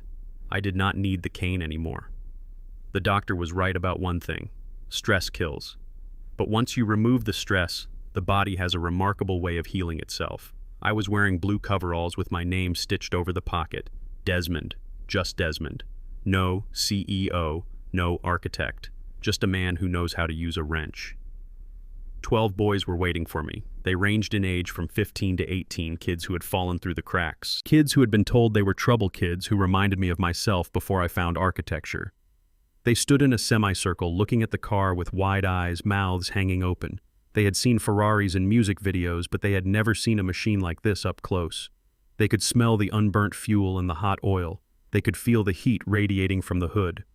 "All right, gentlemen," I said, my voice echoing off the high ceilings. "Gather round." They shuffled closer, hesitant, afraid to touch. "This is a 1967 Shelby GT 500, I said, running my hand along the fender. "It is worth more than this building. It is worth more than most houses. But do you know why it is valuable?" A tall boy in the back raised his hand. His name was Andre. He was 17, sharp as a tack but angry. He had a chip on his shoulder the size of an engine block. "Because it is fast," Andre said. "Because it looks cool," I smiled, shaking my head. "No, Andre. It is valuable because it is honest." I popped the hood. The hinges creaked smoothly, revealing the massive V8 engine inside.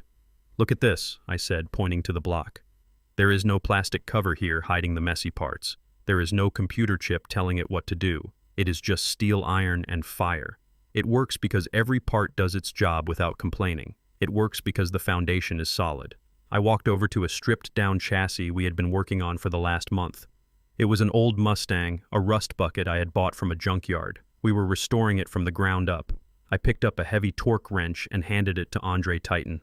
"The suspension bolt," I said. Andre grabbed the wrench. He was strong, eager to prove himself. He jammed the socket onto the bolt and started to crank on it using all his upper body strength, forcing it to turn. "Easy," I said, putting a hand on his shoulder. "Stop." Andre looked at me defensive. "What?" "I am tightening it." "You are forcing it," I said quietly. "You are fighting the metal, son. If you fight the metal wins. You will strip the threads and then the bolt is useless." I took the wrench from him. I loosened the bolt, then gently lined it up. "You have to feel it," I said, turning it slowly, letting the threads catch naturally. "You have to respect the material. When it is right, it goes in smooth. When it is wrong, it fights you." I looked at the group of boys. "Cars are like people," I said, looking them in the eye. "You can put a fancy paint job on a wreck. You can put expensive rims on a car with a cracked frame. You can make it look good on the outside for a little while.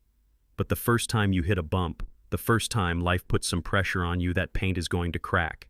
And if the frame is not solid, the whole thing collapses." I paused, letting the words sink in. "I had a son once," I said, my voice dropping low. The boys went quiet. They knew I lived alone. They didn't know the story. "He had the best paint job money could buy," I continued. "He went to the best schools, wore the best clothes, drove the fastest cars. But I made a mistake, gentlemen.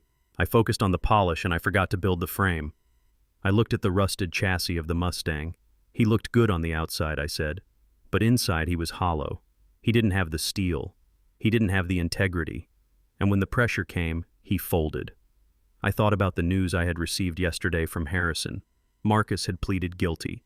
It was a plea deal to avoid the maximum sentence of 25 years. He got 5 years in state prison for wire fraud and attempted elder abuse.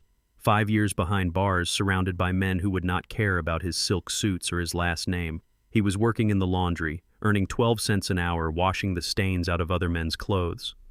And Tiffany, I had heard about her too. My private investigator kept tabs, not because I was obsessed, but because I was thorough. She was working at a diner off the interstate in Indiana, a place where truckers stopped for coffee and pie. She was wearing a uniform with a name tag that said Tiff, living in a motel room trying to find another Mark. But her face was all over the internet. The articles about the trial, the videos of her betrayal, they were permanent digital tattoos that no laser could remove. She was serving tables instead of being served, and for the first time in her life she was earning an honest living. I looked back at Andre. "You boys," I said, "you have a chance to build your frame right here, right now. It does not matter where you come from. It does not matter if your paint is chipped or if you have some rust on your fenders. What matters is what is underneath." I tapped the steel chassis with my knuckle, a solid ringing sound. "Integrity," I said. "Honesty, hard work. That is your engine. That is what powers you down the road. And if you have that, nobody can take it away from you. Nobody can repo it. Nobody can foreclose on it." Andre looked at the wrench in his hand. He looked at the bolt. He took a deep breath. He lined up the socket again. This time he went slow. He felt the thread catch. He turned it smoothly. Click, click, click, until the torque wrench snapped, signaling it was perfect. He looked up at me, a smile breaking through his tough exterior. It felt right that time. Andre said. I patted him on the back, getting a smudge of grease on my coveralls. "Good job, son," I said. "That is how you build something that lasts." We spent the rest of the afternoon working. The shop was filled with the sounds of air tools, the clang of metal, the laughter of young men finding a purpose. We were not just fixing cars, we were fixing futures. As the sun began to set, casting long golden shadows through the warehouse windows, I wiped my hands on a rag. "Time to pack up, gentlemen," I called out. The boys started cleaning up, putting tools back in their designated spots, sweeping the floor. They moved with a discipline they didn't have 6 months ago. They moved with pride. I walked outside to the Shelby, leaning against the warm metal of the fender. I watched. The boys leave, walking in groups, talking about carburetors and gear ratios. Andre stopped by my car. "Thanks, Mr. Desmond," he said, looking at his shoes. "For what, Andre?" "For not giving up on us," he said. "For showing us how to fix things." I looked at him, and for a second, I saw the ghost of the son I wished I had. The son I could have had if I had been a teacher instead of just a provider. "See you tomorrow." "Andre," I said. "Don't be late." "I won't," he said, smiling. Then he ran to catch up with his friends. I got into the Shelby and turned the key. The engine roared to life, a beast waking from a nap. I pulled out of the lot, driving slowly through the streets of the South Side. I passed the corner stores and the playgrounds, places that used to look hopeless to me but now looked like opportunities. I thought about Marcus sitting in his cell. I hoped he was learning. I hoped the hard labor was forging some kind of character in him. But that was out of my hands now. I had given him the ultimate gift. Consequences of his own actions. I shifted gears, merging onto the highway, heading back toward the lake. I was 72 years old. I had lost my family, but I had found a new one. I had traded a mansion full of lies for a garage full of truth. I pressed the gas pedal. The Shelby surged forward, pinning me back in the seat. The wind rushed through the open window, cooling my face. "I am not done yet," I whispered to the engine. "I am just getting started." The garage was silent, except for the soft, rhythmic squeak of the chamois cloth moving against the metal. It was a Sunday evening, the kind of golden hour where the light hangs suspended in the air, turning dust motes into diamonds. I was alone in the estate now. The house above me was empty. The staff had gone home for the weekend. The party guests were gone. The police were gone. The noise was finally gone. I stood next to Eleanor, my 1967 Shelby GT 500. The real one. The one I had retrieved from the storage unit in Arizona 3 days ago. She gleamed under the fluorescent lights, her silver paint looking like liquid mercury, the black racing stripes cutting down the center like a highway to the horizon. She was beautiful. She was perfect. And she was mine. I sprayed a fine mist of wax onto the rear fender, wiping it down with slow, deliberate circles, wax on, wax off. It was a meditation, a way to clean the slate. I could see my reflection in the chrome bumper, a distorted image of an old, Man with white hair and a face etched with the lines of a hard year, but the eyes looking back at me were clear. They were not the eyes of a victim. They were the eyes of a survivor. I moved to the passenger side. The door was open, revealing the pristine black leather interior. The smell of the car hit me, that heady mix of old leather gasoline and nostalgia. It smelled like freedom. It smelled like the days before I had money, the days when I just had ambition and a full tank of gas. I stopped polishing. My hand rested on the open door frame. I looked at the empty passenger seat. It was untouched. The leather was smooth, unmarred by the weight of a passenger. I felt a sudden sharp pang in my chest. It wasn't my heart. It was my memory. I saw her there. Catherine.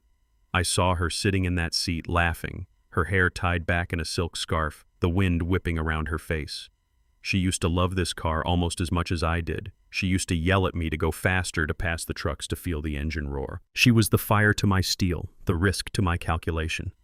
I closed my eyes, and for a second I could hear her voice echoing off the concrete walls of the garage. Desmond, you are spoiling him. The memory was 30 years old, but it felt like yesterday. We were standing in the kitchen of our first house, arguing about a bicycle. Marcus wanted the most expensive one in the store, the one with the shocks and the gears. He was 6 years old. He is just a boy, Catherine, I had said. I want him to have the best. He needs to earn the best. Desmond, Catherine had replied, her eyes flashing, warning me. She had seen the future. I was too blind to see. She had seen the entitlement taking root, the rot setting in. If you give him everything now, he will appreciate nothing later, she had said. I opened my eyes, looking at the empty seat. You were right, Catherine, I whispered into the silence. My voice sounded loud in the empty garage, startling me. I walked around to the front of the car, running my hand over the Shelby emblem on the grille. You were right about everything I said, talking to the ghost of the woman I loved. I thought I was being a good father. I thought providing for him was the same as raising him. I gave him the car, I gave him the tuition, I gave him the safety net. And every time I handed him a check, I was cutting his hamstrings. I was crippling him with comfort. I picked up the wax bottle and set it on the workbench, carefully lining it up with the others. I am an architect. I like order. I like straight lines. But my life had been a crooked mess for so long, I walked back to the car. I tried to fix it. Cat, I said, leaning against the door frame. I tried to undo 30 years of mistakes in 30 days. I had to break him to save him. I had to send our son to prison. The words hung in the air, heavy and cold. Prison. The word didn't fit with the life we had planned. We wanted him to be a doctor, a lawyer, an architect. We didn't want him to be inmate 7429. But maybe that was the only title he ever truly earned. I looked up at the ceiling where the automatic door opener hung silent and waiting. He hates me now, I said softly. He sits in that cell and he curses my name. He thinks I am the villain, and maybe I am. Maybe a father who sends his son to jail is a monster.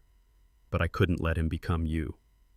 Cat, I couldn't let him destroy everything we built. I felt a tear roll down my cheek.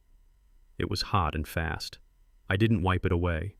I let it fall, landing on the concrete floor, joining the oil stains and the dust. It is quiet here now, I whispered. It is so quiet. The house is too big for one man, the echoing hallways, the empty bedrooms. It is just me and the memories. I felt the weight of the loneliness. It was a physical thing, a heavy coat I couldn't take off. This was the price. The cost of the war. I had won the battle. I had saved the estate. I had protected the legacy. But I had lost the family. Was it worth it? I looked at the car. I looked at the shine on the fender. I looked at the strength of the steel. Yes, I said, because dignity is worth it, because truth is worth it. I am 73 years old today. It is my birthday. No one called Marcus, didn't call Tiffany, certainly didn't call Harrison. Sent a bottle of scotch, but that was it. Just me and the silence. But I am not dead yet. I straightened my back. I wiped the tear from my cheek. I adjusted the collar of my coveralls. I am Desmond King, I said aloud, getting my voice back. I built the skyline of this city. I survived Vietnam. I survived the death of my wife, and I survived the betrayal of my son. I am not going to spend my birthday crying in a garage. I opened the driver's side door and slid into the seat. The bucket seat hugged me, familiar and tight. It felt like a handshake from an old friend. I gripped the wooden steering wheel, feeling the grain under my palms. I put the key in the ignition. I didn't turn it yet. I looked at the passenger seat one last time. "Goodbye, Catherine," I whispered. "Thank you for watching over me. And don't worry about Marcus. He is in good hands, the hands of the state, but good hands nonetheless." I turned the key. The engine exploded to life. It wasn't a purr, it was a roar, a guttural, primal scream of horsepower and gasoline. The garage vibrated. The sound bounced off the walls, shaking the dust from the rafters. It was the sound of a lion waking up.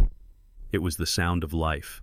I revved the engine, feeling the power travel through the chassis into my bones. It woke up my heart. It made the blood pump faster in my veins. I reached up and pressed the button for the garage door. The heavy cedar door rolled up slowly, revealing the world outside. The sun was setting, a magnificent ball of fire dipping below the horizon, painting the sky in shades of purple and gold. The light flooded into the garage, chasing away the shadows, chasing away the ghosts. I put the car in gear. The shifter clicked into place, mechanical and precise. I let out the clutch. The car surged forward, inching out into the light. Drove down the long driveway, past the manicured lawns, past the fountain, past the gate that had kept Tiffany out. I turned onto the main road. I didn't look back at the house. I didn't look back at the empty windows. I pressed the gas pedal. The Shelby leaped forward, pushing me back into the seat. The wind rushed through the open windows, cooling my face, drying the last of the tears. The engine howled a symphony of American muscle. I drove toward the sunset, toward the city, toward the future. I am 73 years old. I have a full tank of gas. I have a road that goes on forever. And for the first time in a long time I am driving. My life is not over. It is just beginning again. Moral lesson. A car is just metal and rubber, but betrayal leaves a rust that never buffs out. I spent my life building skyscrapers, but I failed to build a foundation for my own son. We think providing luxury is love, but often it is just poison wrapped in silk. If your children only respect you when your wallet is open, you haven't raised children, you have raised parasites. Do not fear cutting off the branch to save the tree. Protect your legacy, protect your dignity, and never let anyone drive your life, especially not from the passenger seat. If you enjoyed this story of justice and redemption, please hit that like button and subscribe to the channel. It helps us share more stories like this with the world. Turn on notifications so you never miss a beat. And tell me in the comments, have you ever had to make a hard choice to save someone you love? I read every single one. Until next time, keep your eyes on the road and your hands on the wheel. Stay safe.